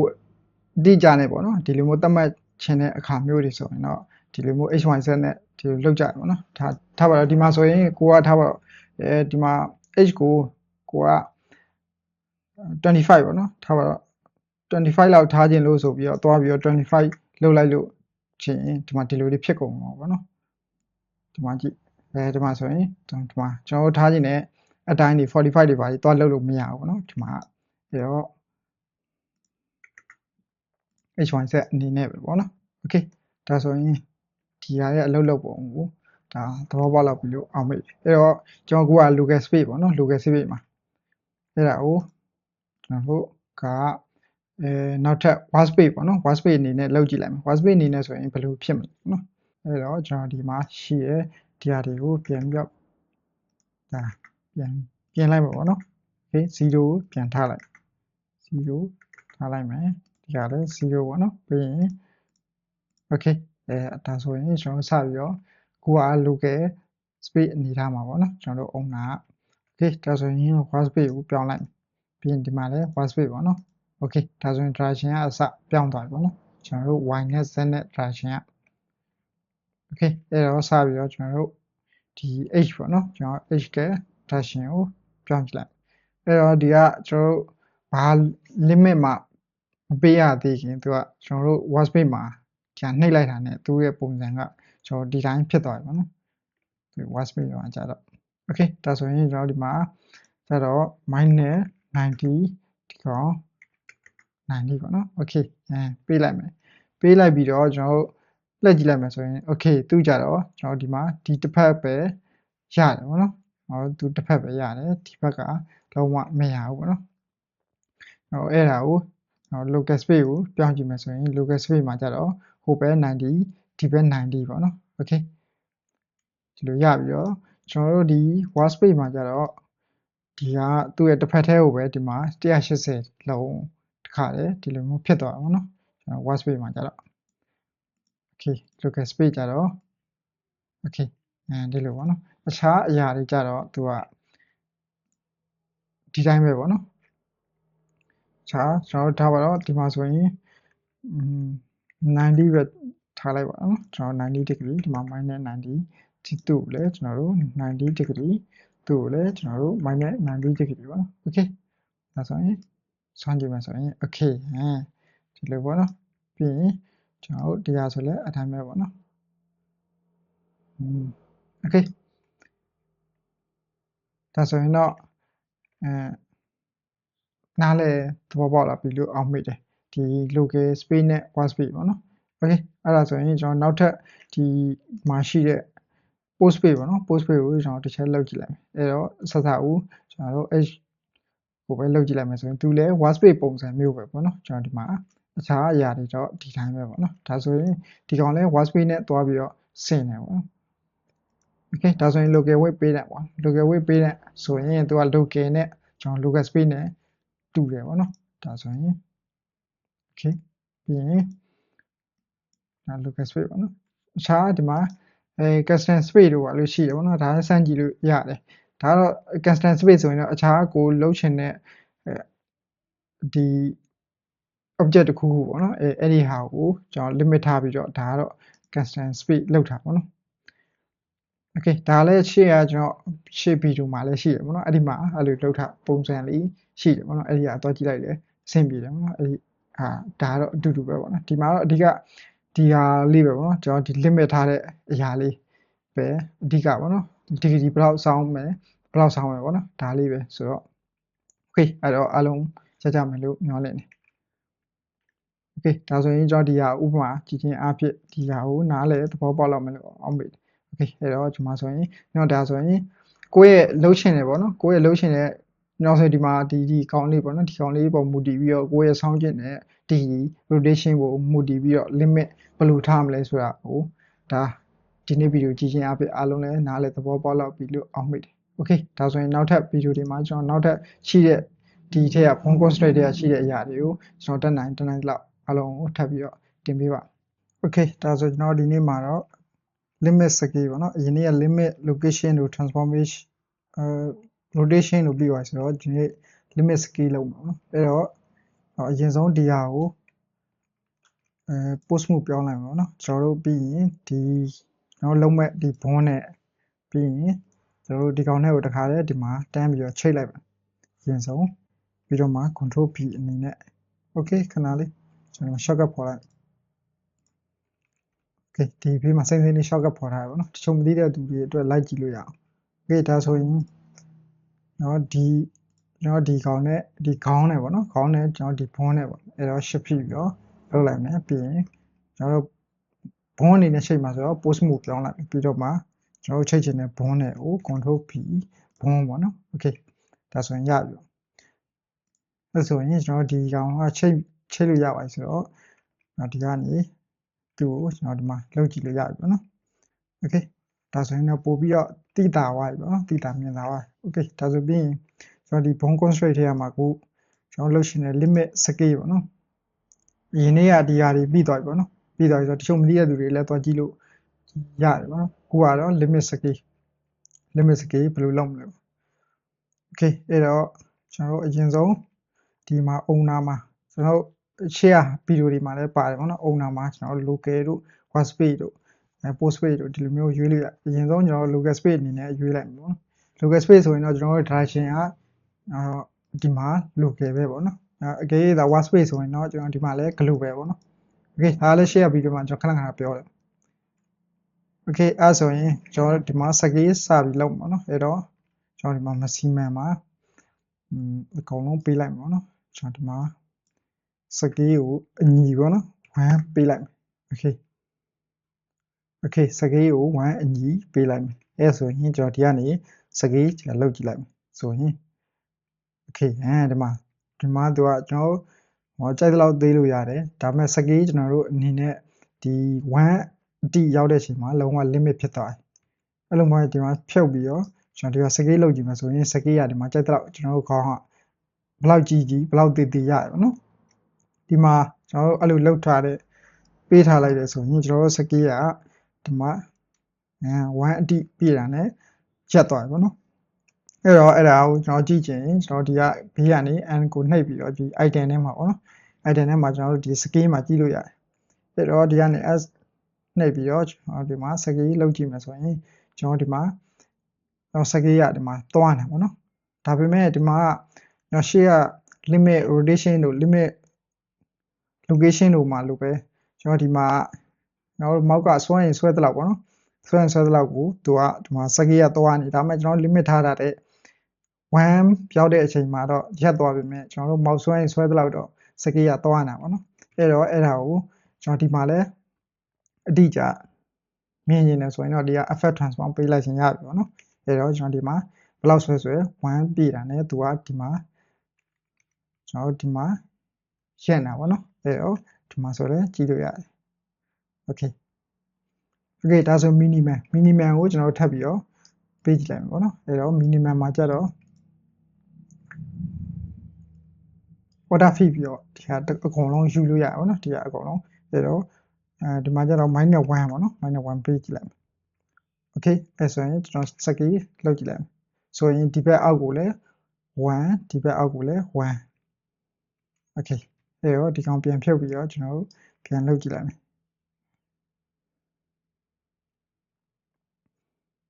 okay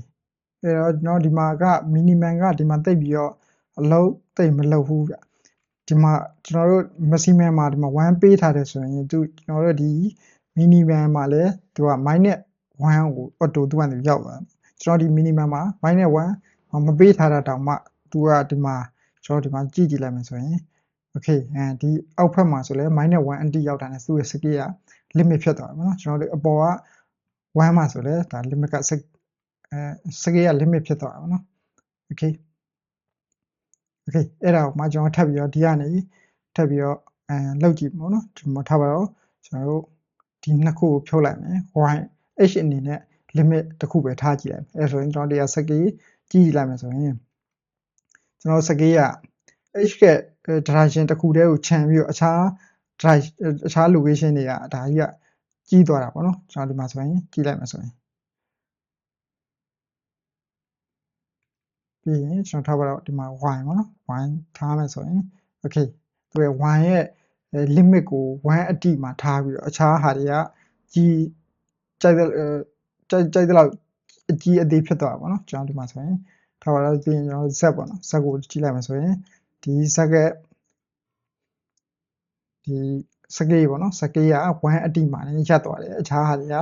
ဒီကြိုက်တဲ့လောက်သူကနေကျွန်တော်ဆွဲတဲ့လောက်ကြည့်တာပေါ့နော်အဲ့ဒါကိုကျွန်တော်အကုန်လုံးပြန်ပြီးတော့ပေးထားပါဆိုရင်ကျွန်တော်တို့1အတိမှာလည်းသူက limit ဖြစ်သွားတာပေါ့နော် scale က okay အဲ့ဆိုရင်အခြားဒီမှာအခြား owner ကိုလည်းတစ်ချက်ထပ်ကြည့်လိုက်မယ်ဒီမှာနောက်ပါရှိမယ်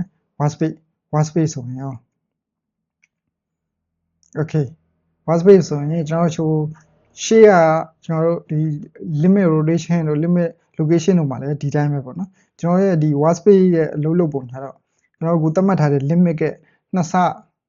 ကိုသွားတယ်ပေါ့နော်ကျွန်တော်ဒီမှာဆိုရင်1ပေးထားတဲ့အတွက်သူ့ကို scale လုပ်ကြည့်တဲ့အချိန်မှာ workspace အနေထားမှာကျွန်တော်ရဲ့ဒီ scale ကဒီမှာ 1.995 ဆိုတာဒါ2ပေါ့နော်ကျွန်တော်နှစ်ဆအနေနဲ့ဒါ scale ဖြစ်သွားပေါ့နော် okay အဲ့တော့ control set ပြန်လာလိုက် okay ဒါဆိုရင်အခြားဟာတွေဒီမှာ post page ရှိမယ်အခြားသောအရာတွေပေါ့နော်ဒီဟာတွေလည်းစမ်းကြည့်လို့ရတယ်ပေါ့နော်အဓိကတော့အသုံးများတာတော့ local space ပဲပေါ့နော်အခြားသောအရာတွေမှာလည်းဒီ local space ကိုပဲအဓိကသုံးကြတာဆိုတော့ okay local space အခြားသောဟာတွေလည်းဒီမှာထပ်ပြီးတော့စမ်းကြည့်လို့ရတယ်ပေါ့နော် okay အဲ့ဆိုရင်ကျွန်တော်ဒီမှာ limit scale ရဲ့သဘောတရားကိုအားလုံးနားလည်သဘောပေါက်လောက်ပြီးလို့အောင်မိတယ် okay အဲ့ဆိုရင်နောက်ဗီဒီယိုဒီမှာကျွန်တော်တို့အခြားဒီမှာနောက်ရှိတဲ့ maintain volume တို့ transformation တို့ဒီဟာတွေထပ်ပြီးလုပ်မှာပေါ့နော် okay ဒါဆိုဒီနေ့ဗီဒီယိုမှာတော့ကျွန်တော်တို့ရဲ့ဒီ transform ပေါ့နော် bone constraint တွေ transform အုပ်စုတွေကမှကျွန်တော်တို့ maintain volume ပေါ့နော် maintain volume ဘယ်လိုလုပ်လဲပါအဲ့တော့ဒီဟာကိုကျွန်တော်အရင်ဆုံးပို့ပြီးတော့မြင်သာအောင်လို့ကျွန်တော်ဒီ object နဲ့ကျွန်တော်တို့ဒီအကောင်လေးပေါ့နော်ဒီကောင်ခေါင်းနဲ့ခေါင်းပိုင်းနဲ့ကျွန်တော်တို့ bone နဲ့ကိုတခါတည်းဒီမှာချိတ်လိုက်အဲ့တော့ကျွန်တော်ဒီဟာနဲ့ပြီးရင်သူနဲ့ပေါ့နော်အဲ့တော့ control P bone ပေါ့နော် bone အနေနဲ့ချိတ်လိုက်မယ် okay okay အဲ့ဆိုရင်ကျွန်တော်ဒီဟာကိုတွားပြီးတော့ဒါကြည့်သေးဒီလိုချုံကြည့်လိုက်မှဆိုရင်ရပါတယ်ပေါ့နော် okay အဲ့ဆိုရင်ကျွန်တော်ဒီဟာကိုကျွန်တော်ခုလုပ်ချင်တဲ့ maintain volume ပေါ့နော်အဲ့တော့ကျွန်တော်ဒီ bone constraint ထဲမှာရှိတဲ့ maintain volume ပေါ့နော် okay အဲ့တော့ရွေးလိုက်တာနဲ့ကျွန်တော်တို့ဒီမှာ owner က workspace ဖြစ်တဲ့အတွက်တန်းပြီးတော့ပုံစံဒီလိုမျိုးကြီးပြောင်းသွားတယ်နော်အဲ့တော့ကျွန်တော်အရင်ဆုံး local space အနေနဲ့ကြည့်လိုက် okay အဲ့တော့ local space လုပ်မယ်ဆိုရင်ကျွန်တော်ဒီ direction မှာလည်း local space ပဲပေါ့နော်ဒီ transformation ထဲမှာပေါ့နော် okay local ဒီမှာလည်း local space okay အဲ့တော့အရင်ဆုံးအနေနဲ့ဒီ exit မှာ h ပေါ့နော် h ပေးကြည့်လိုက်မယ်ပြီးရင်ကျွန်တော်တို့ရဲ့ဒီ scale ပေါ့နော် scale ကြည့်လိုက်မယ်ဆိုရင်ဘယ်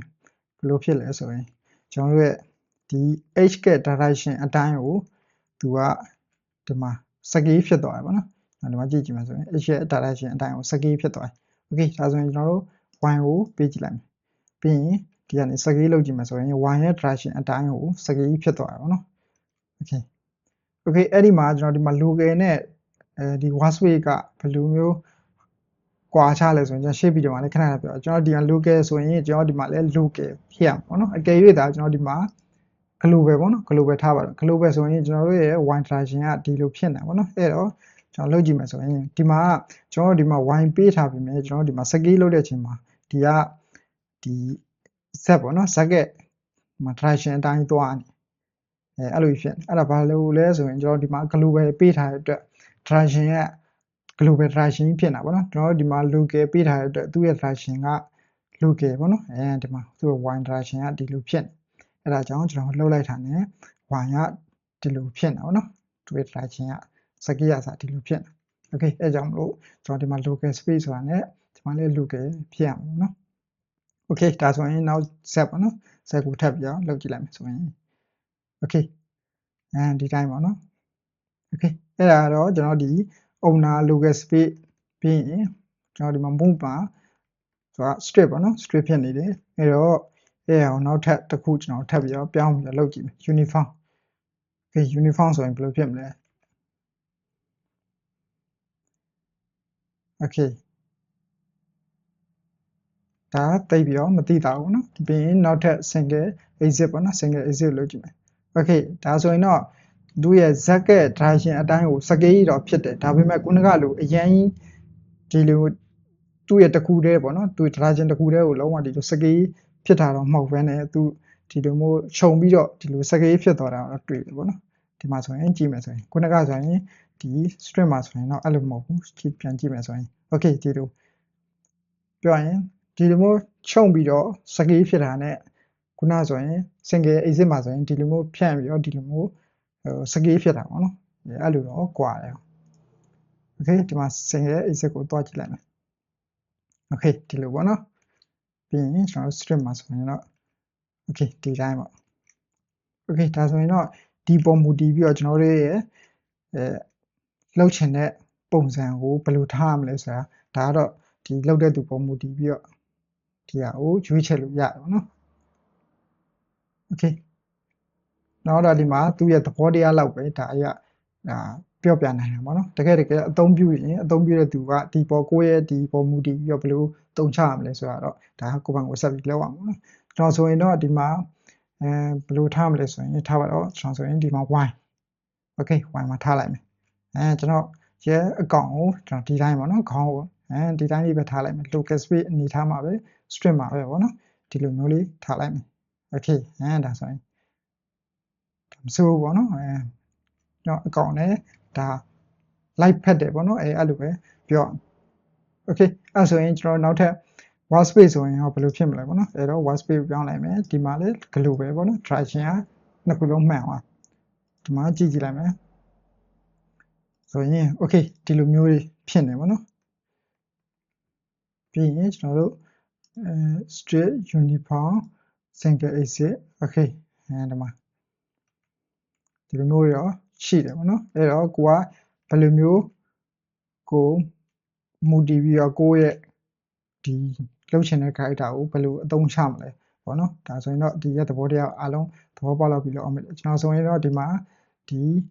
string မှာပဲပြီးရင် owner local space အနေနဲ့ဒီဟာကိုကျွန်တော်အနေနဲ့ဆိုရင်တော့ဒါလောက်မှာပေါ့နော်အဲ့တော့ဒီမှာလဲ local ပဲပေါ့နော် okay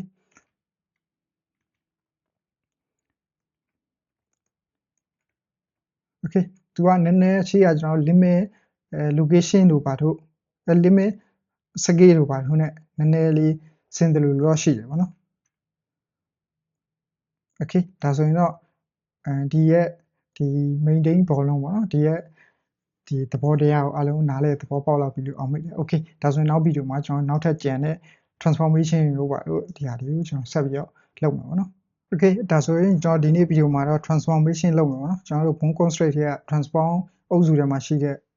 transformation ကိုရောက်လာပြီเนาะတဖြည်းဖြည်းနဲ့ရှေ့ကဗီဒီယိုတွေလည်းအလုံးလိုက်ကြည့်ပြီးတော့နားလဲသဘောပေါက်လာမယ်လို့မျှော်လင့်တယ် okay ဒါဆိုရင်ဒီနေ့မှာ transformation ဘယ်လိုလုပ်လဲပေါ့နော်အဲ့တော့ကျွန်တော်ဒီအရင်ဆုံးကျွန်တော်တို့ရဲ့ဒီ account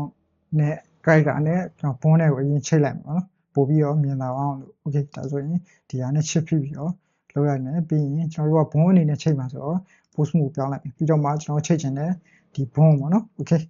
control P bone ပေါ့ okay အဲ့ဆိုရင်တော့ရသွားပြီပေါ့နော်ပြီးတော့မှကျွန်တော်ဒီအောင်လုပ်ကြည့်လိုက် scale လုပ်ကြည့်မယ် rotate လုပ်ကြည့်မယ်ဆိုရင်ရသွားပြီပေါ့နော် ပြီးရင်နောက်ထပ်ကျွန်တော်ဒီမှာ location လုပ်လို့ရတယ် okay အဲ့ဆိုရင်တော့ဒီဖုန်းကိုစပြီးတော့ transformation လုပ်မှာပေါ့နော်အဲ့တော့ okay အဲ့တော့ကျွန်တော်ဒီထဲမှာရှိတယ် transformation ပေါ့နော် okay transformation လုပ်လိုက်မယ်ပြီးရင်ကျွန်တော်တို့ဘူးလုံးမဲ့ target ကဘာလဲဆိုရင်ကျွန်တော်တို့ဒီဘုံကကျွန်တော်စယူလိုက်တော့အမာရှာဘုံထဲမှာပေါ့နော်ဒါပေမဲ့အဲ့ဒါကိုအနေနဲ့ဒီ name ပြန်ပေးလို့ရတယ်ပေါ့နော် csman rate ဆိုပြီးတော့ကျွန်တော်တို့ပေးလိုက်တယ် okay အဲ့ဒါကကျွန်တော်အရင်ဆုံးမြင်တာကဒါတည်သေးတဲ့သူအတွက်ပေါ့နော်တည်ပြီးသားသူကတော့ကိစ္စမရှိဘူးအဲ့တော့အဲ့ဒါကိုဘယ်လိုလုပ်သိရမလဲဆိုရင်ကျွန်တော်အရင်ဆုံးထားပါတော့ shit အိမ်နဲ့ကျွန်တော်ယူလိုက်မယ်ပြီးရင်ဒီမှာကျွန်တော်တို့ရဲ့ဘုံအုပ်စုရှိတယ်ပေါ့နော်ဒီအမာရှာဘုံဆိုတာရှိအဲ့ဒီမှာကျွန်တော် single ဘုံအနေနဲ့ဒါယူလိုက်တာပေါ့နော်ယူပြီးတော့ယူလိုက်တယ် okay ယူပြီးရင်ကျွန်တော်ဒီတိုင်းရလာပေါ့နော်ကျွန်တော်ဘုံကအဲ့ဒါမှထပ်ပြီးတော့ပွားလိုက်တဲ့အချိန်မှာကျွန်တော်ဘုံရဲ့အနေနဲ့ရလာပေါ့နော်ပြီးရင်ကျွန်တော်အဒီဘုံမှာကျွန်တော်ဒီမှာသူ့ရဲ့ဘုံနေရဘုံအုပ်စုကအမာရှာဘုံပေါ့နော်အဲ့ဒါကိုအနေနဲ့ဒီမှာ name တွေပေးလိုက်လို့ရတယ်ပေါ့နော်အဲ့ဒီ name ပေါ့နော်အဓိကတော့ okay အဲ့ဆိုရင်တော့နားလည်လောက်မယ်လို့မျှော်လင့်တယ် okay အဲ့ဆိုရင်ဒီဟာကိုပြန်သွားလိုက်ပြန်သွားပြီးတော့ post မှုကိုပြန်ပြောင်းလိုက်ပြီးတော့မှအဲ့ဒါ target မှာကျွန်တော်တို့ခုနက name ပေးခဲ့တဲ့ကျွန်တော်ဘုံအုပ်စုပေါ့နော်ဒီဟာဆိုရင်ကျွန်တော်ပေးခဲ့တာ constraint man rich ကိုပြီးတော့ပေးခဲ့တာပေါ့နော် okay ပြီးတော့မှကျွန်တော်တို့ဒါ target ကဒီဟာပေါ့နော်ပြီးတော့မှကျွန်တော်တို့ဘယ်ဘုံနဲ့ target ပေါ့နော်လောက်မှလဲဆိုတော့ကျွန်တော်ဒီမှာရှိတဲ့ဘုံ1နဲ့ပေါ့နော်အဲ့တော့ဒီကနေလေဒီမှာကြည့်လိုက်လို့ရတယ်ကျွန်တော်ဒီမှာတော့ဘုံကနှစ်ခုတည်းဆိုတော့ဘုံနဲ့ဘုံ1နဲ့ပေါ်လာပါတော့အရန်ဘုံနဲ့အရန်များတယ်ဆိုရင်တော့ကျွန်တော်ဒီကနေကိုပေးထိုင်နေရိုက်ချလို့ရတယ်လို့နောက်ဒီကနေဒီဆိုလေးနဲ့ထောက်ပြီးတော့ကျွန်တော်တို့လှုပ်ရှင်တဲ့ဘုံနဲ့ဒါလှုပ်လိုက်လို့ရတယ်ပေါ့နော် okay ဒါဆိုရင်ရပြီဒီကလည်းချိန်ပြီးသွားပြီပေါ့နော်ချိန်ပြီးသွားပြီဆိုတော့ကျွန်တော်တို့ target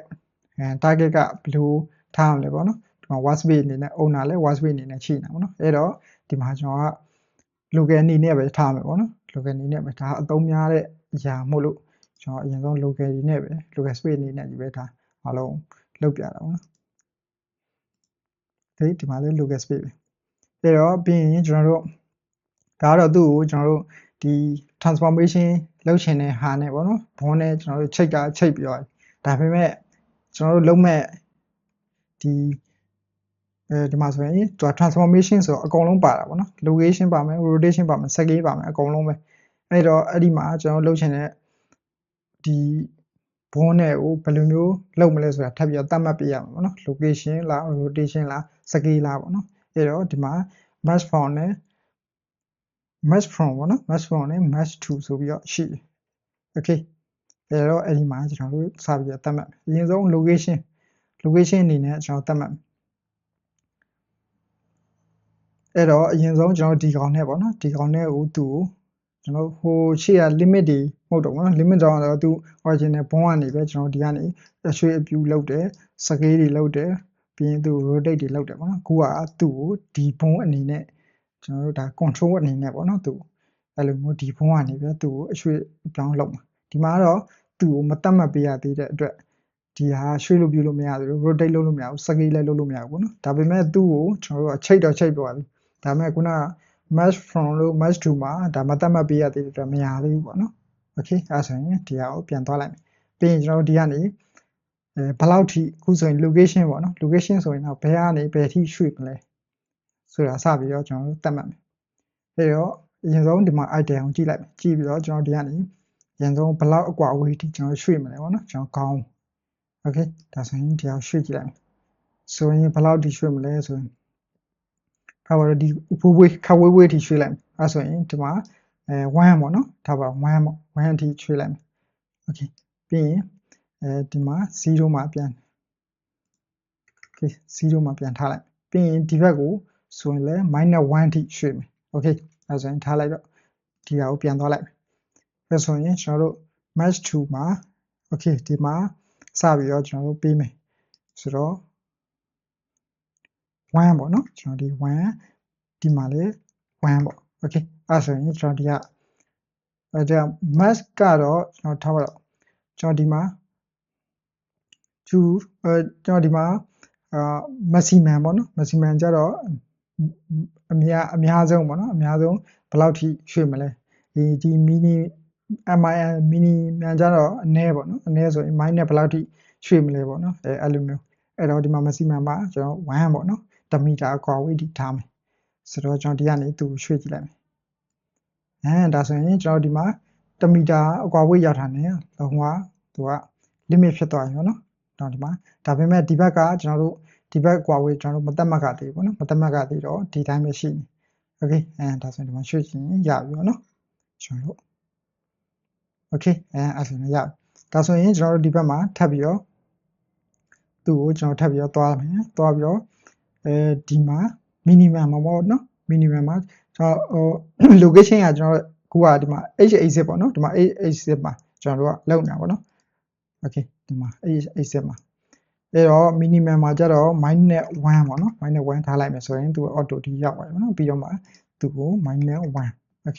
အဲ့ဆိုရင်ကျွန်တော်ပြန်ပြီးတော့သူ့ကိုရွှေ့ကြည့်လိုက်မယ်ဒီဘက်ကို1 မီတာဒီကို -1 မီတာပေါ့နော်โอเคဒါဆိုရင်ရပြီပေါ့နော်အဲ့တော့ထပ်ပြီးတော့ဒီကောင်ကို-0.5 sorry okay -0.5 okay -0.5 နော် okay ထားပါတော့ဒီလောက်ထိထားလိုက်အဲ့ဆိုရင်ကျွန်တော်ဒီဘက်ကို1 မီတာဒီဘက်ကို-0.5 ပေါ့နော် 0.5ဒီမှာပို့ကြိုက်လို့ဒါထားလို့ရပါတယ်ပေါ့နော်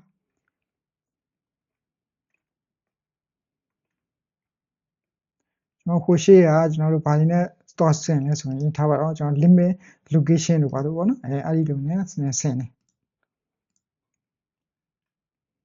โอเคအဲ့တော့ကျွန်တော်ဒီဟာဒီအကုန်လုံး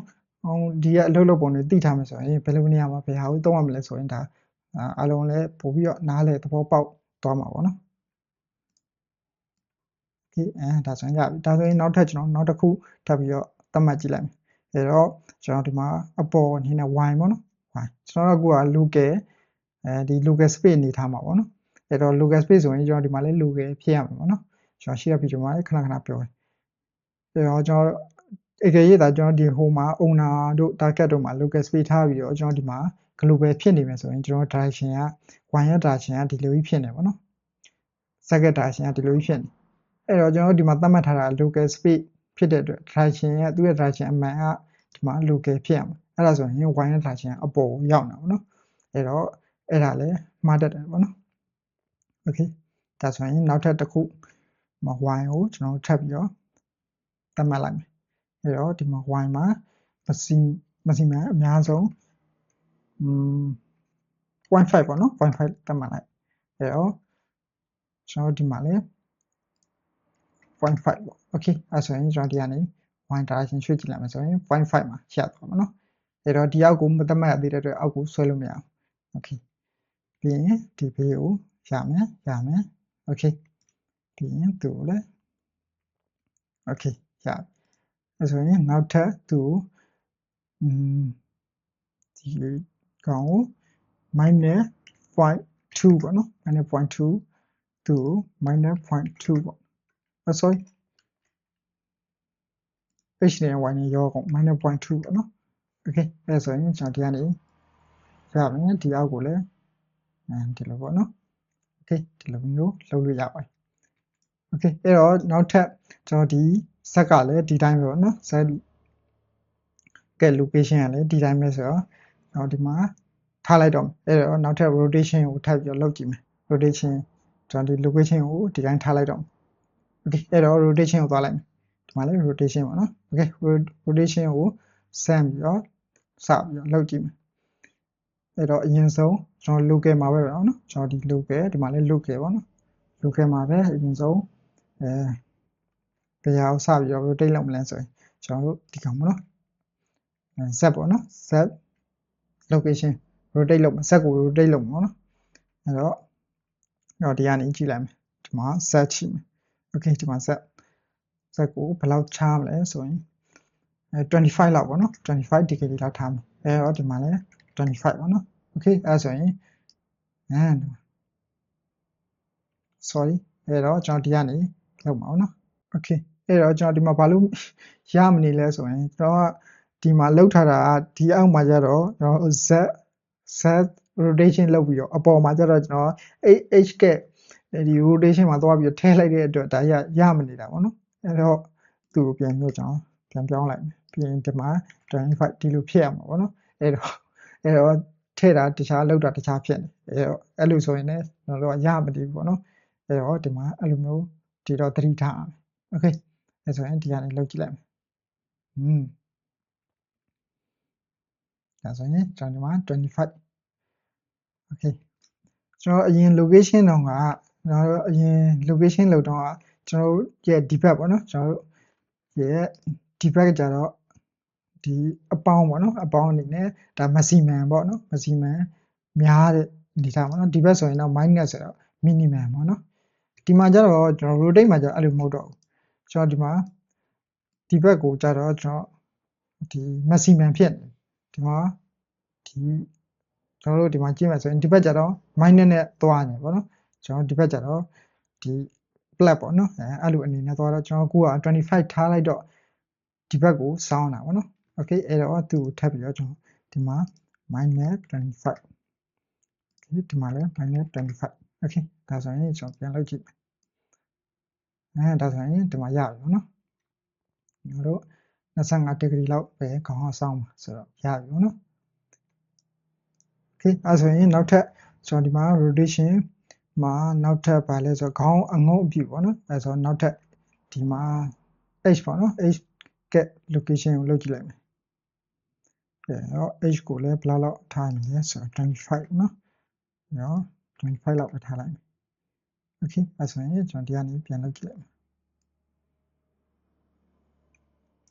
ဟုတ် sorry ဒီမှာတော့ကျွန်တော်ဒီမှာမှားနေပြီ